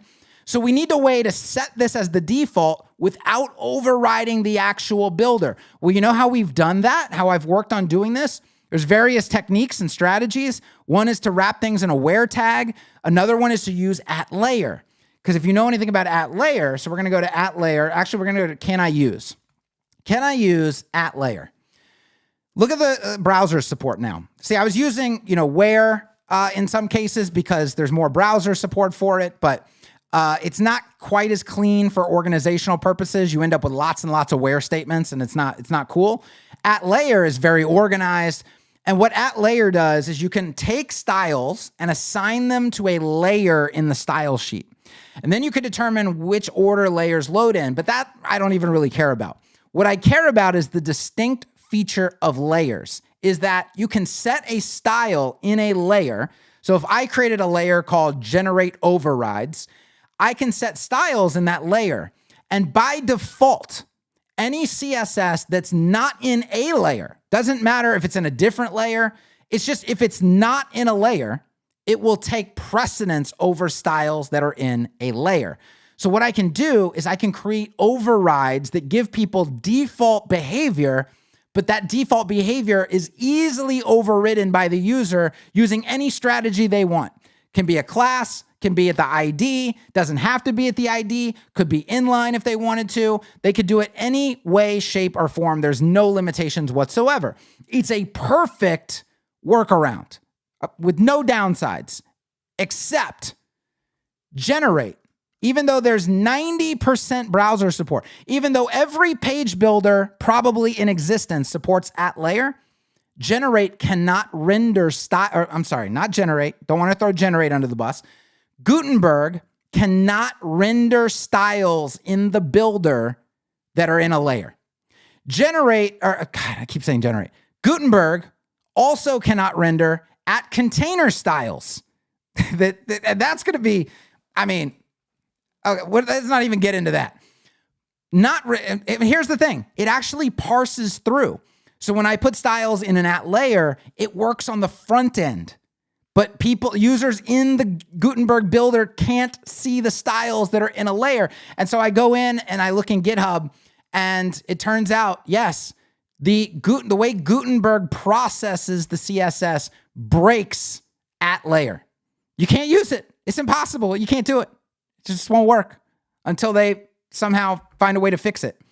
So, when I say Gutenberg is an absolute trash can, look, it's just layer after literally layer after layer after layer after layer of examples. And this is why I said, when I got to this point where I was like, you've got to be joking me that you can't use @layer. It works on the front end, but nobody can see it in the builder. Scrap the whole project, fire everybody involved in Gutenberg, and start over. Because this is, again, it's an atrocity. The amount of money that they have, and this is what we're given on a platform that's used by like 40% of the internet. Like, are you joking? Somebody make it make sense. So that's the goodie. That's the goodies that I found is, we just can't do that. So we're going to have to use a different approach. And thus the integration with Generate's going to take a little bit longer. Because that would have worked for Bricks. That would have worked for Oxygen, but that does not work for our Gutenberg friends. Okay, what was next on our agenda? Let's go to, let's bring this out of here. Let me get back to my notes now. If you guys are in we are taking questions now. We're getting towards the end. I have a question I'm about to answer that was pulled out of my YouTube comments. That was the next part of our agenda. But go ahead, feel free if you have questions about anything, web design, development, sales, marketing, copywriting, SEO, whatever it is. Just any questions that you want answered, go ahead and start dropping them in the chat because I'm going to look for them in just a second. All right, I'm going to go back to my notes for today, and we are going to go to YouTube. All right, and we're going to find WDD 24. Here we go. Okay, so here is the question that I got. And to give you the context was I was talking about ugly websites converting really well if they have an amazing offer, an amazing copy, and things like that, right? And so this user left this comment, which is really insightful and a really good comment and a really good question. So, and I couldn't answer it in the comments. I want to answer it here. It says, "Hey man, regarding the quote, what is important for conversions topic, I can't wrap my head around something. On the one hand, I was always the guy who loved to go in depth about a topic and be as professional and efficient as possible. Not only when working, but also when learning an instrument and video game or playing poker or whatever it might be. That is the reason why I really enjoy your content, because the way you approach things is so similar." And by the way, guys, I want your answer to this question as well. This is a question for all of us sitting here watching, knowing what we know, and just it's general philosophy. That's the question here, okay? On the other hand, I always feel like it's almost pointless to focus on all this stuff, and it makes me sad. I mean, as you said, it's copy and offer is what matters. You can have the shittiest Elementor site with ID or full inline styling, bad layout, divception code, below average load speed. As long as content and offer are good, you're going to have almost or exactly the same conversions as you would with a professional site. Now, a client only cares about conversions and money, right? They don't care if their site is accessible. They don't care if it, does anything else. They care if it gives them more conversions. And yes, while it technically does, accessibility does give a bit more conversions because more people can use the website and have a good experience, it would be best to focus time instead on how to learn better copywriting and things that would have more impact on conversions, and also how many clients you get and how much you can charge. I hope you understand my problem. I want to learn the right methods and the best practices, and it even feels good, but at the same time, I feel like I'm losing money this way because I learn stuff almost nobody cares about. So, and you see why it was, it's not really a short question. It's like, okay, how am I going to respond to that in YouTube comments? So I want to address it here, but I want to also see what you guys think and what your answer might be for a question like that or that general philosophy. So does what we talk about matter, and why does it matter, and who does it matter to? So let's start off with the accessibility side of things. There's two angles that I consider to accessibility. The first angle is the monetary economic angle. They're actually both monetary in a way. There's actually three angles. So if I have a physical store and I'm like, you know what? It would cost me a little extra to put a wheelchair ramp in front of my store. But what I know is, somebody in a wheelchair can wheel themselves right up the ramp and buy some shit out my store, right? A lot easier, same thing, if I want to have like some handicap parking in front of the store. Why do we have that? Well, because it makes the store more accessible to people with a wallet. That's just the pure financial side of it. Then there's like the emotional, mental, human side of it, where it's like, you know what? I just empathize with people's disabilities, and it would be, what does it harm me? I mean, it's a few extra bucks to put a ramp in instead of just having a curb. Let's put the ramp in. Like it makes life easier for people. And so some of this stuff, it requires a little bit of extra work, a little bit of extra knowledge and things like that. But to actually bake it in once you know what you're doing, it's really not that much work. Especially as you go. It's a lot of work to come back later to a site that's a disaster and fix everything. But as you go, it's really not all that much more work. And so it's just like, hey, let's make it easier on people. Like we empathize with their situation.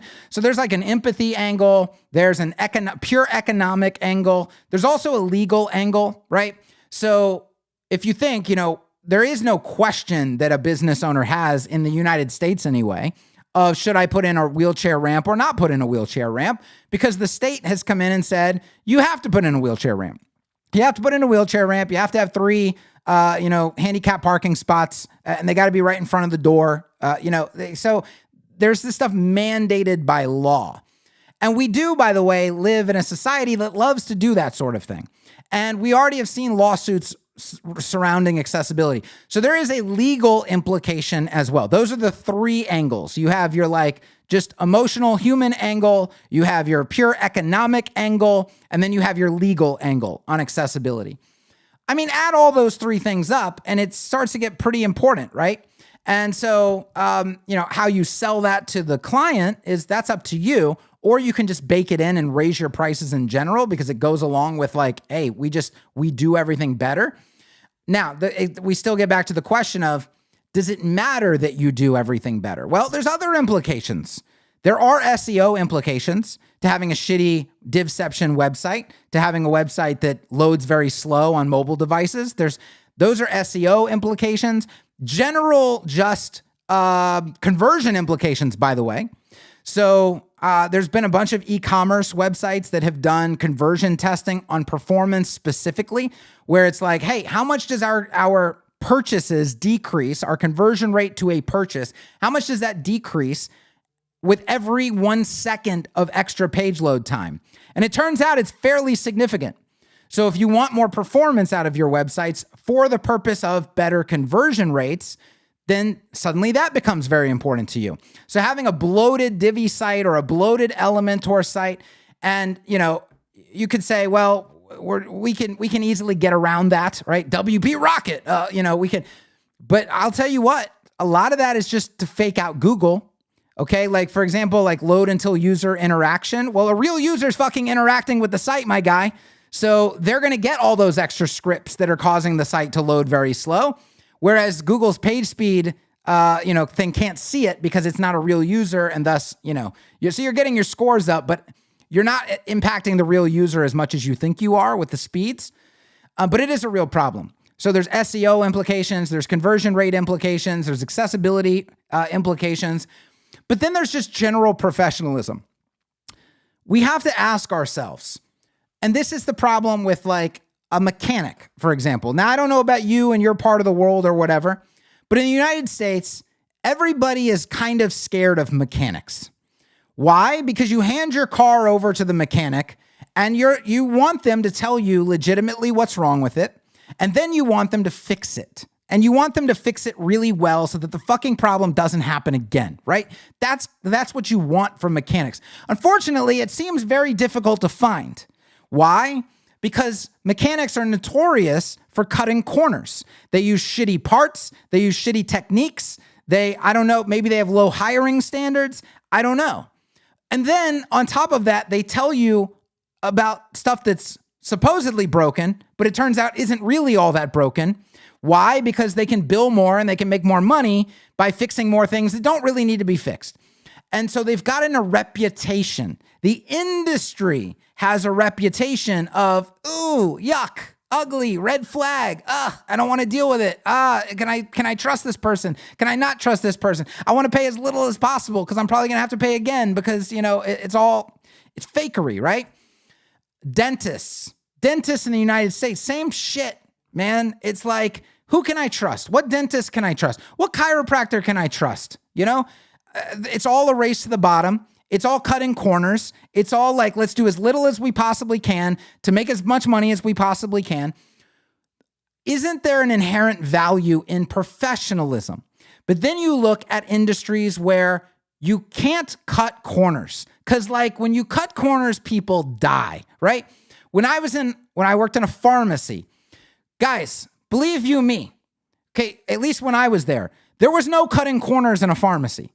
There was no, let's just make things as easy as possible and hire whoever we can find. Because when you give people the wrong medication, they actually die, right? Or they get very, very sick. There's just no cutting corners there. And so they have efficient processes. They have like actual things in place. They make sure they hire the right kinds of people. Thus, you go to a pharmacy and you get a prescription filled. Hey, I need this. Please give me that. You know you're going to get the right stuff. And there's not like a whole industry of red flags around pharmacies. They're at a race to the top, not a race to the bottom. We're all working in an industry and we get to decide, and we must decide, do we want our industry racing to the bottom? Or do we want our industry to be looked at in a specific light, which is professionalism, high prices because you are getting a very valuable thing in return for the money that you are paying. The idea that a company should pay $1,000 for a website, that they're generating as a company hundreds of thousands of dollars in revenue a year, millions of dollars in revenue a year. The idea that their central marketing hub on the internet is $1,000, that they get to get away with that, like that you should bust your ass, not cut corners, do everything, cross every T, dot every I, and then get $1,000 for that at the end of the day, for all the work that you put in and the amount of value that they hopefully get out of this thing that you're handing over to them or managing for them is what you should be doing. No, they should pay accordingly. They should pay accordingly. And if we think about other things that they have to invest in, I don't know why web designers can't seem to ever compare and contrast properly. When I had a martial arts studio, right? Physical location. Okay, so I have to go get a actual spot. I have to rent the spot. I got to do a lot of things. I got to invest money in a lot of different areas. The spot that we chose, that we wanted to invest in because it was a good location, it had good visibility, it was the center of the complex, right? So you couldn't come into the complex without seeing it. It was the predominant thing. $5,500 per month. Then we had to buy mats. We got to pay, I don't know what it was, $30,000 in mats. And then we've got to have this and we've got to have that. We've got to have a glass wall to make the viewing. There's a lot of things that we got to invest in. We're throwing tens of thousands of dollars around like it's nothing. And that's for a small local little business, right? And then for some reason, web designers are like, people can't afford $2,500 for their central marketing hub on the internet. Who the fuck can afford that? My guy, like, you know what these business owners are spending? Like, not on you? Not to mention, you know, the guy I was partnered with had an $80,000 Porsche SUV, was dropping $1,000 at a time on new tires and this other shit. And you're like, oh, these guys can't afford $2,500 for their central marketing hub. Who could afford that? Yeah, this is like the stuff I continue to hear web designer after web designer tell me. Are you serious? Guys, they will spend $2,500 on fucking alcohol and gambling and Vegas without a second thought. And you're like, oh, they'll never pay for a website like that. They'll never spend that kind of money on a website. It's a joke. It's an absolute joke.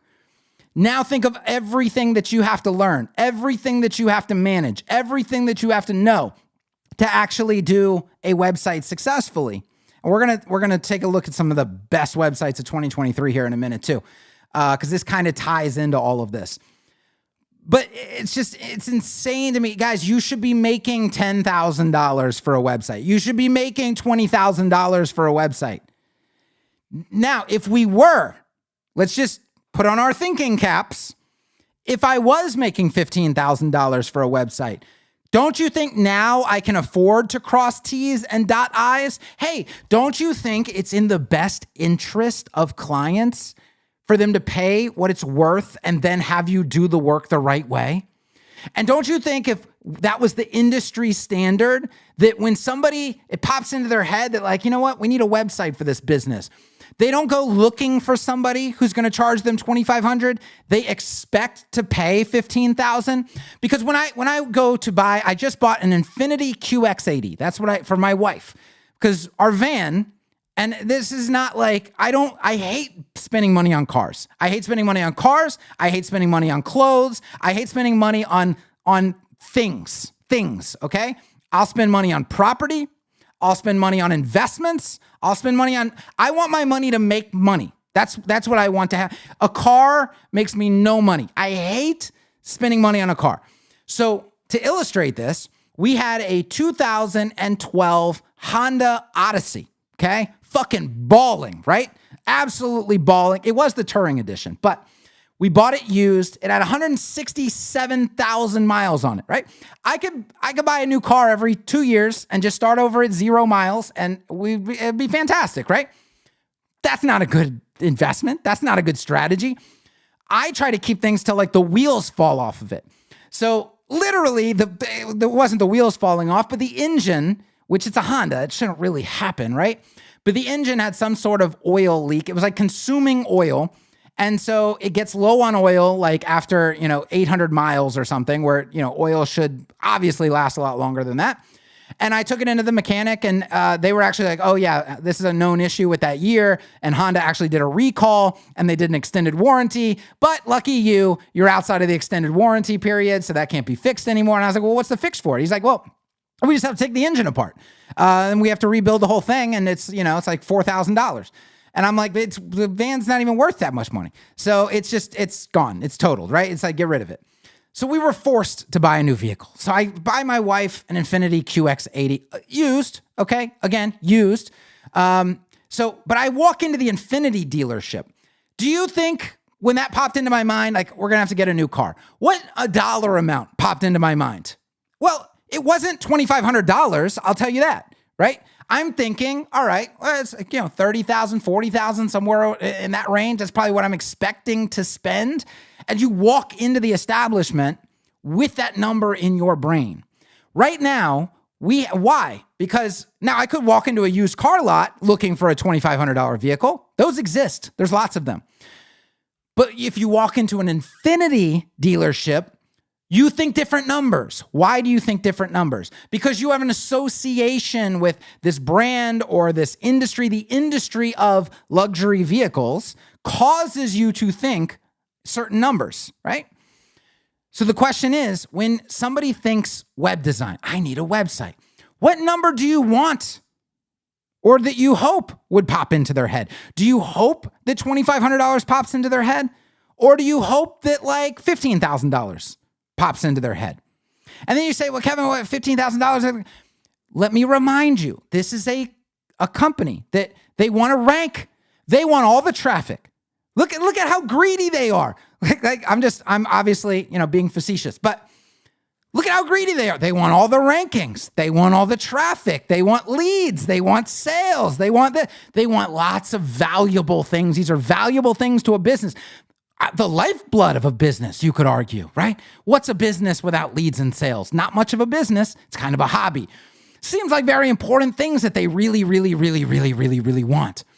And so what are they going to turn around and pay for these things? Well, you are just inviting them to pay $2,500 apparently, or $1,000 or $500 or whatever it may be.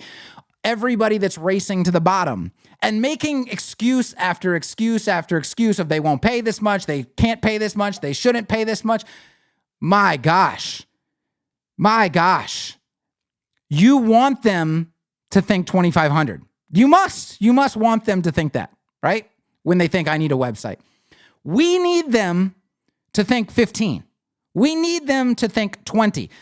For the same reason, guys, what would my martial arts studio have been without that $5,500 per month location, right in good visibility, center of the thing? How much worse could I have gotten a spot around the corner for half that amount? Absolutely. But what impact would that have had on my business, right? So you invest more to get more value. Now, if you don't know how to provide value, if you don't know how to check the boxes that are very important to a business, then by all means, charge them $500 because that's all they're going to get in return. And, it's a fair deal, whatever. But that's not the industry. That's people that don't know what they're doing. That's racing to the bottom. So the reason we talk about standards, the reason we talk about professionalism, the reason we talk about crossing T's and dotting I's, the reason we talk about accessibility, the reason we talk about good design, the reason we talk about good copywriting, the reason everything we talk about is because the more people that are on board, everything rises, just like the view we have of Infiniti, just like the view we have of Porsche, just like the view we have of Lexus, just like the view we have of Apple, just like all of you want to be a brand and an industry that people respect. Because when people have respect for it and they value it, they also pay more for it because it's uncommon. It's uncommon. It's common to build shitty websites. If you want to race to the bottom, here's what's going to happen. I haven't even done the Framer thing yet. But Elementor users, Framer users, the fact that Framer even exists, the Squarespace users, the Wix users, these people will put you out of a job. If that's all people know about and care about, your job is gone. There's only a job and money for people that know what they're doing. If you want to put yourself in the camp of, it doesn't really matter, we don't need any standards, we don't need any professionalism, we don't need to worry about these things, you're out of a job. You're, by default, competing with everybody. Just like a photographer, that's like a photographer comes along, it doesn't really matter if you know photography or exposure or manual exposure or, how to edit properly in Photoshop. Well, you just use Photoshop AI to do a bunch of stuff these days. You buy some filter kits or whatever, to put on your photos. You're off to the races. Congratulations. You're competing with every other person that wants to buy a DSLR on Amazon and call themselves a photographer and race to the bottom with those kinds of bullshit prices. That's who you're now competing with. And what you're going to create is an entire industry, like the mechanic industry, where people come and they're like, shit, I really need somebody that knows what they're doing. But what I see is an ocean of people that don't know what they're doing, using all these beginner tools. How do I know if this one person I'm about to choose knows what they're doing or not? And so it's red flags. It's question marks. It's, I don't know. And so what should I do as a buyer in that situation? Well, I should spend as little as possible because I might fucking lose it. It might get lit on fire. Like if I've chosen the wrong person, this money's going to go down the drain. And we already see this with how many web design agencies start projects and then disappear? How many plugin developers start projects and then disappear after they get everybody's LTD money, right? It's a constant thing. So you're always wondering is this money going to get lit on fire or is something valuable going to come of this? We do not want that to be in people's minds when they think about our industry. We want them to think professionalism, crossing T's, dotting I's, valuable returns, and I got to invest money. That's what we want them to think. How do you get them to think that? You act that way. You act professional. You know what you're doing. You know what you're talking about. You demand excellence of others. And if you're a leader, you try to put this kind of stuff out as content. You don't say, use whatever builder you want. Do whatever you want. Everybody's got a different opinion. That's how we race to the bottom. Okay? That's the whole thing. All right, let's go in and see what the comments. I want to answer a couple questions because I know people are waiting for their questions. And then we're going to take a look at the best websites of 2023. I got a little bit more time. Okay. Oh, wow. I got to scroll way back up. Okay.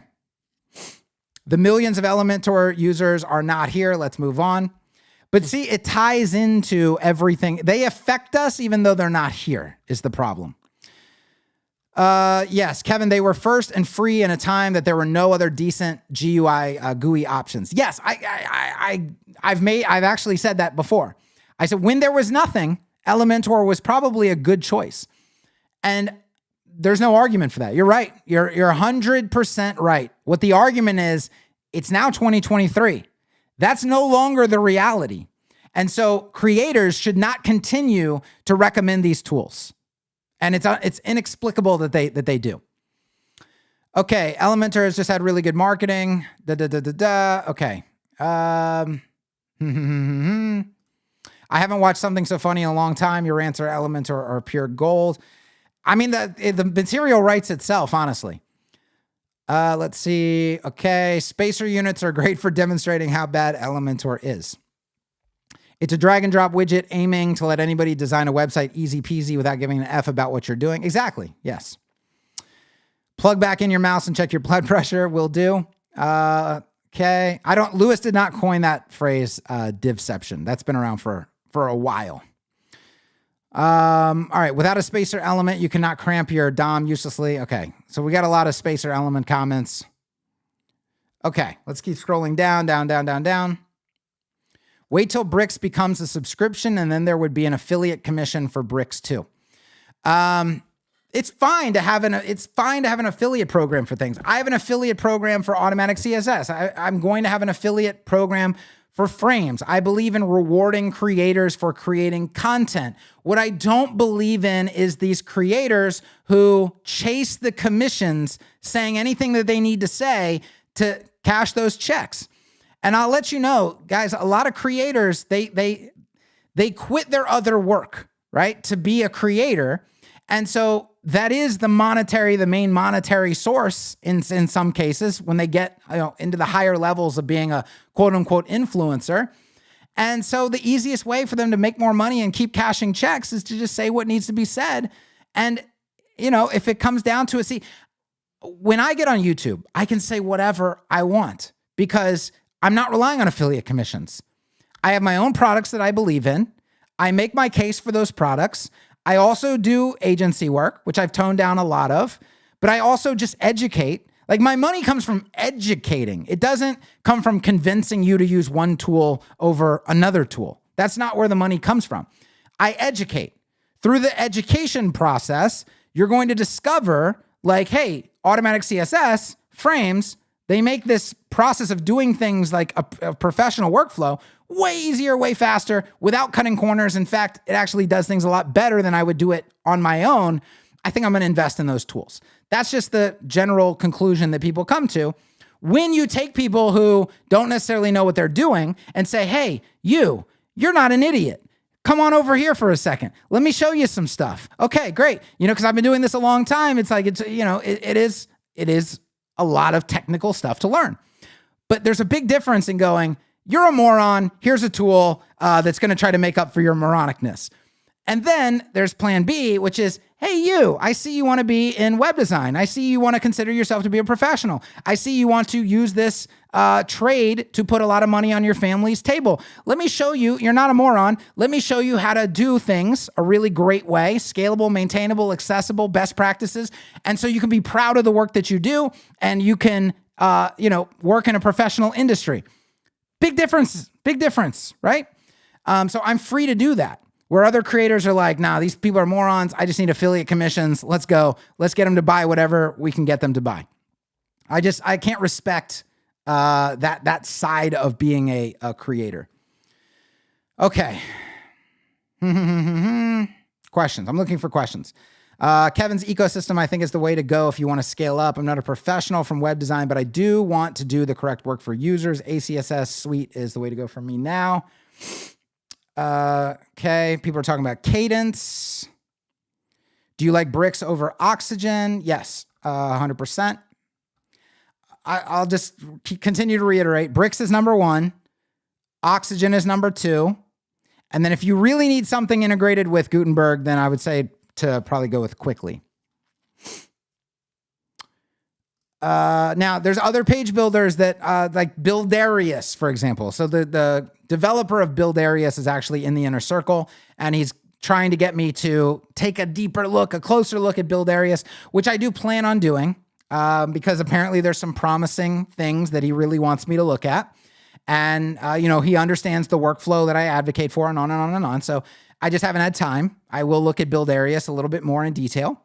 And so things can change. Things can obviously change. But right now it's bricks number one, and it would be oxygen number two. Will you create your own page builder? This is, I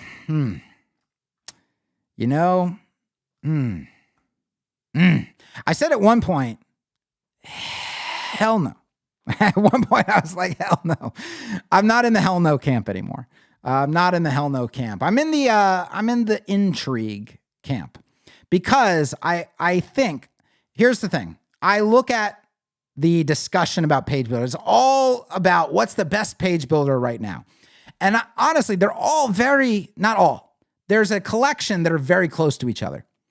Like, I flat out said, use Oxygen if you want to use Oxygen, use Bricks if you want to use Bricks, right? I put Bricks number one, Oxygen number two. They share the same fundamental workflow, the same fundamental UI, the same fundamental everything. Bricks is better in many different capacities, but it's when you get deeper into the details, right? Surface level, they're more or less the same thing. So, if I'm thinking about getting into a page builder land, would I ever come in and be like, you know what? I'm going to take what I love about bricks and what I love about oxygen, and I'm going to make a builder that looks just like them, but it's going to be a little bit better. And we're going to get rid of some of the downsides of it. Hell no. No, never, ever, ever, ever, ever, ever, ever would I ever get into the page builder space with that as the vision. Now, if there was a very different vision for how things should be done, then yes, I might. Does that vision exist? Let's move on. Okay. Question makes sense to say. Okay, that was about something else. Tony says, personal pride in trying to do it right is what drives me. Yeah, I mean, there's also that too. Like I said, there's just some personalities are like, I want to do it the best that I possibly can. And if it requires extra time and it requires extra effort to do it right, I'm still going to do it that way. I'm going to find a way to monetize that, right? My client should pay more, but that's the thing. It's when you buy an Infinity, you know that when you reach for the dial on the radio, that it's not going to be a plastic fucking knob that's half falling off, like it might be in a Ford or something, right? So that as a user, when you get into the thing, it's going to be nicer. Oh, look, it's nicer in here. I paid more money. Hey, there's real leather. Look at that. And it's not going to be cracking on you, and the paint's not going to be chipping off in a couple years. And you know that when you invest more. And so most companies who actually care about their business don't want a cheap, shoddy-ass website. Again, you have to understand users better. You have to understand clients better. If you actually care about your business, right? It's like, I want to find a designer that actually knows what they're doing. I want to find a developer that actually knows what they're doing.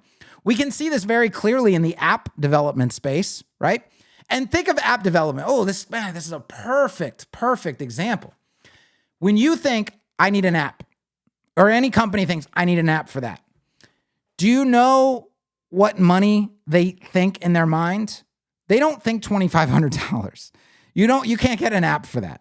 You're going to think $25,000, $50,000, $75,000, $100,000. It depends on how complex the app is, but you're thinking big numbers by default. Okay. And that's what that side of the industry demands. They demand big numbers because it's important work. And you can't tell me that you're going to take this app and try to make hundreds of thousands of dollars or millions of dollars with this app and pay me $2,500. You don't think, like, the amount of thought and effort and experience and expertise that has to go into that, you think you're going to get away with that kind of investment? Nah, dog. No, that's not going to happen. We have to treat our stuff the way that they treat their stuff. And people are going to think about us in the exact same light, because what we do is, in fact, very valuable. And they don't want their website falling apart, right? They don't want and when I say fall apart, what does that mean? Because it's not just going to miraculously start like dissolving on people, but the copy can suck. And thus they don't get the conversions that they wanted. They don't get the leads that they wanted. The UX can suck. Thus they don't get the conversions and leads that they wanted. Thus they're not going to rank, right? They wanted to be number 1, but now they're on page 5. Why? Well, the person they hired didn't know what they were doing. So, right, it can fail. And it fails often, over and over and over and over again. People invest in websites and these websites fail them. And then you know what happens when that happens so many times? They get the idea in their head, I need to invest my money elsewhere. This website that I haven't been able to find anybody that can make the website work the way that I want it to and get me the results that I want. I need to go invest in billboards or fucking social media or any number of other things that they can invest in to try to get eyeballs on their business and money in their pocket. They're not going to turn to us, because if they've hired 3 of us and we've all failed, at some point they're going to be like, I can't keep doing this. I can't keep doing this. So do you want that to happen? The answer has to be no if you want a future in this industry. We have to be successful in what we're delivering to clients. Thus, we can't have everybody running around with Elementor, just like in photography. How many photographers do you have to hire where the photos suck and they ruined your wedding, right? If you're hiring a photographer for a wedding, you make sure that this person knows what the hell they're doing. I want to see every wedding you've ever shot, please, on your website. I want to make sure you were the lead photographer on the wedding, not just a participant photographer in the wedding, right? I want to make sure it was your clients that you did this work for. And then when I check those boxes, you know what that person's going to tell me? It's 20 grand. They're not going to tell me it's $2,500, dog. There is not a $2,500 wedding photographer that is going to be consistent in their output, because all of the ones that are good enough to know what it takes to make amazing wedding photos every single time, they know enough to know they can't do that for $2,500. It's not physically possible. So they're going to charge you 15. And so again, how many examples do I have to give? We do not want people looking at our industry the way they look at, general photographers. If I go hire a family photographer, everybody and their mom with a DSLR is like, oh, I do photos. It's $500. I'll take your family portraits. If you screw up family portraits, I can get them reshot. But if you screw up my wedding, that's a different story. If you screw up my mom's bunko site, that's one thing. If you screw up my actual business website, that's a completely different thing. So it's just, again, it's how we have to look at this. All right, I had a client who wanted to go back to Wix because he wanted to do more by himself. End of story. He hired somebody for good money to build his Wix site. Now leads and sales drop. Yeah, I mean, this is the common story. Okay. I saw some questions. Maybe I scrolled up too far. Just listening to you has improved my work tenfold. Thank you. And I appreciate it. Divi-itis. Okay, I got to get back. I got to get past all the Elementor discussions. I think we're done there. Okay. Yes, and bad code makes it harder to maintain a site. That's where costs become obvious. Exactly. That's where your client starts paying for nonsense, paying for your inefficiency. Okay. I don't know where that pause was so pregnant. I think it's having quintuplets. Okay. Where would the questions go? They were there a minute ago. I'm going to do like 3 questions here. Are you sticking with Google domains? I found one. Are you sticking with Google domains with Squarespace's recent acquisition of the tool? If not, what domain provider do you recommend? I have not decided yet.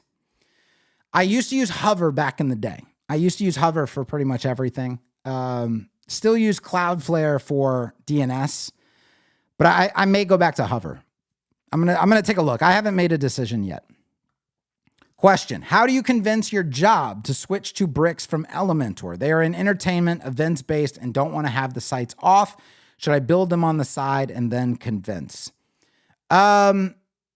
What do you mean by job? Do you work for a business that's using Elementor, or do you work for an agency that's building Elementor sites for other businesses? That would be my question. If you work for a business, a company, and they use Elementor for their websites, I would, first of all, just have a conversation with them and just see. You got to feel them out, right? Are they even open to using something different? If they're open to it and they just want really good reasons, then you can just show them the really good reasons. And then if you have to, I'm the kind of person where I'm just like, dog, I will show you. I'm not going to charge you. I'm going to rebuild just the homepage maybe in Bricks. And then I'm going to show them the differences. I'm going to show them class-based workflow. I'm going to show them how this improves maintainability and scalability and accessibility. I'm going to show them how it improves performance. I'm going to show them the SEO implications, the conversion implications. I'm going to show them all that stuff. And I'll do that on my own time just to make the point. Why? Because I don't want to be forced into using this nonsense Elementor workflow just because I work for this company. So yeah, it's I've rebuilt sites for clients. There's been sites where we built it. We had some Divi sites back in the day. And once we really just decided, we're not going to put up with this shit anymore. We're going to do everything the right way with the best builders that we can get our hands on. There was no way I was going to be caught dead, like opening the Divi site and making the edits. I just was like, okay, what we're going to say is, hey, your site needs to be rebuilt. We'll rebuild it for half price. Okay. Just let us, because we don't want to manage this anymore. We don't want to be on Divi anymore. Half price, we'll rebuild it for you on Bricks. Here's everything that you're going to get out of it. We're going to improve the design when we do it. We're going to update everything. yada, yada, yada, half price. Most of them were like, yeah, sure. A couple were like, nah, just keep us on Divi. Like we don't want to go through all that. Those like 2 or 3 sites, I just rebuilt them like for free. And I was like, we did it anyway. We have to get rid of this. We're not going to manage Divi anymore. We have to get rid of this. So I just rebuilt it for free.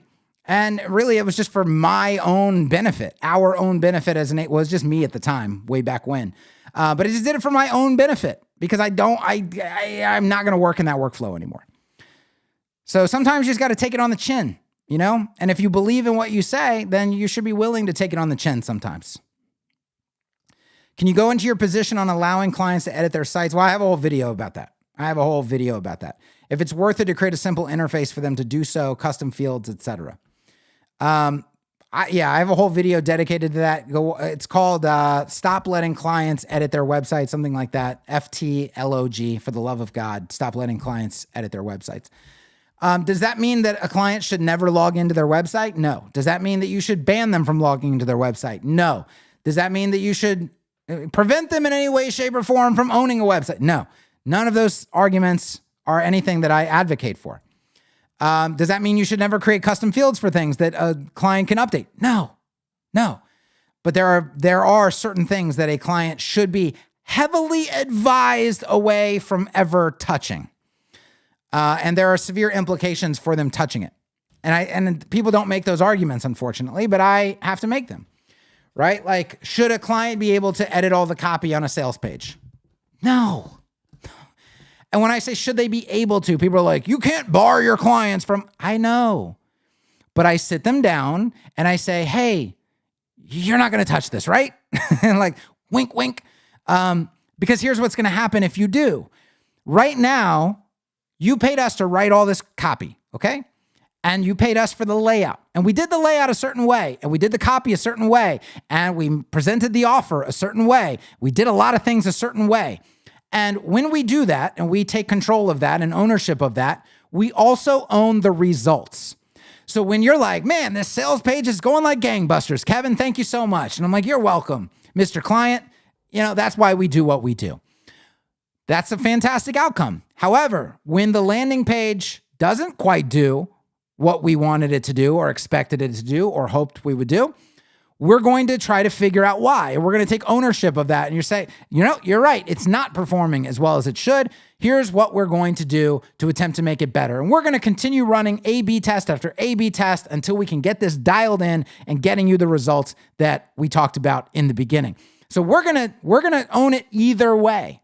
But the conversation I have with the client is because they'll be like, well, you know, we just want to change some headlines. So we just want to move some things around, you know. Do you know what the SEO implications of doing that is? Do you know what the conversion implications of doing that is? So I just want you to know, Mr. Client, if you make those changes, we can no longer take ownership of the results that you're going to get. That's going to be on you, right? Because those things have major implications. And so if you wanted us to get you specific rankings or specific amount of leads or anything like that, we can only own that outcome, own those goals, if we own what's happening on the website. The minute you start shuffling shit around and rewriting things and swapping photos and all this other stuff, well, now this is a completely different experience. Well, we didn't build this experience. How could we possibly take ownership for that experience? So the goals are no longer on us. The goals are now on you. Oh, you just did that because you wanted to, not because of any data or any, like, when's the last time you looked at your analytics, Mr. Client? Because we all know. Come on, Bev. You think Bev fucking looks at the analytics? No, Bev doesn't know a lick of analytics. She doesn't know what the data is, what it says, how many visitors there are. She doesn't know. So, I mean, we're not making data-based decisions. What are we doing? Making Bev's emotional, I kind of like it this way. I kind of like it when the heading says this. I kind of like it when this image is there instead of the other one, right? Well, Bev, that's not great for conversions, it turns out. So that's the argument that I make of like, generally, and if you know my sales process, we're not pixel pushers. So we're not like, hey, we're just going to make you a pretty website and, then we're going to hand it over. We talk about goals. Hey, we talk about getting more traffic. We talk about SEO rankings. We talk about leads and conversions. We talk about the importance of copywriting and making more dollars at the end of the day. These are the goals that we have. So we have to do things a certain way to achieve those goals. If somebody comes behind us and starts making all these changes, number one, that we're not even documenting. I mean, my gosh, do you know what A/B testing is? Like, if you're going to make changes, you document the change, then you track the data, and now you know what change impacted the data. If somebody's coming behind you, even if they make good changes, if we don't know what changed, we can't even replicate that on other pages. So, and do you think a client is documenting any of the stuff that they're doing to a website?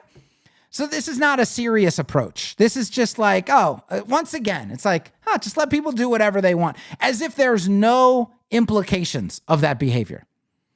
So I just understand that there's consequences to making changes on a website. Client swaps out a perfectly optimized image for a 5 megabyte file. Are you telling me that there's no implications to doing that? And then somebody's going to be like, well, but that's the client's fault. It's on them, right? Yeah, it's all there. But wait a minute, stop, pause, time out. As the hired expert, I have the best interests of my client in mind at all times. So I'm not going to do things that negatively impact their business, including letting them touch the website because they don't know what they're doing. That goes into that umbrella of like, I have their best interest in mind. It's kind of like a UFC fighter. Okay, if I'm the cornerman for a UFC fighter, I do my best. I'm like, all right, we're going to train you. We're going to get you the skills you need. I'm going to send you in the ring, champ. Okay? And you send them in the ring. And then they're getting pummeled in the face repeatedly. And the ref is asleep. And it's like, ref, he's going to die.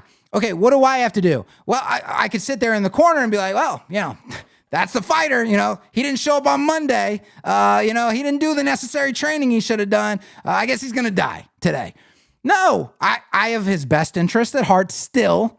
And I throw in the fucking towel. Like, please stop the fight. He's going to die, right? So you have to, we see this in other industries, like you have to have the client's best interest, even when they want to do things that are against their best interest. Now, does that mean like physically barring them from doing it? No, but it means sitting them down and having a very serious conversation. Bev, when you change all the copy on the landing page, the conversions are going to decline.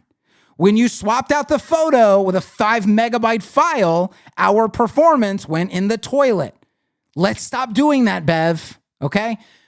But really, you have the conversation ahead of time. You just let them know, hey, look, if you don't know what you're doing, you really can't be doing this stuff because there are major consequences of doing it. So that's it.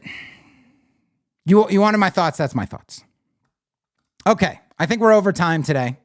As always, I do thank you for being here and showing up, having great questions, having some good comments to inject.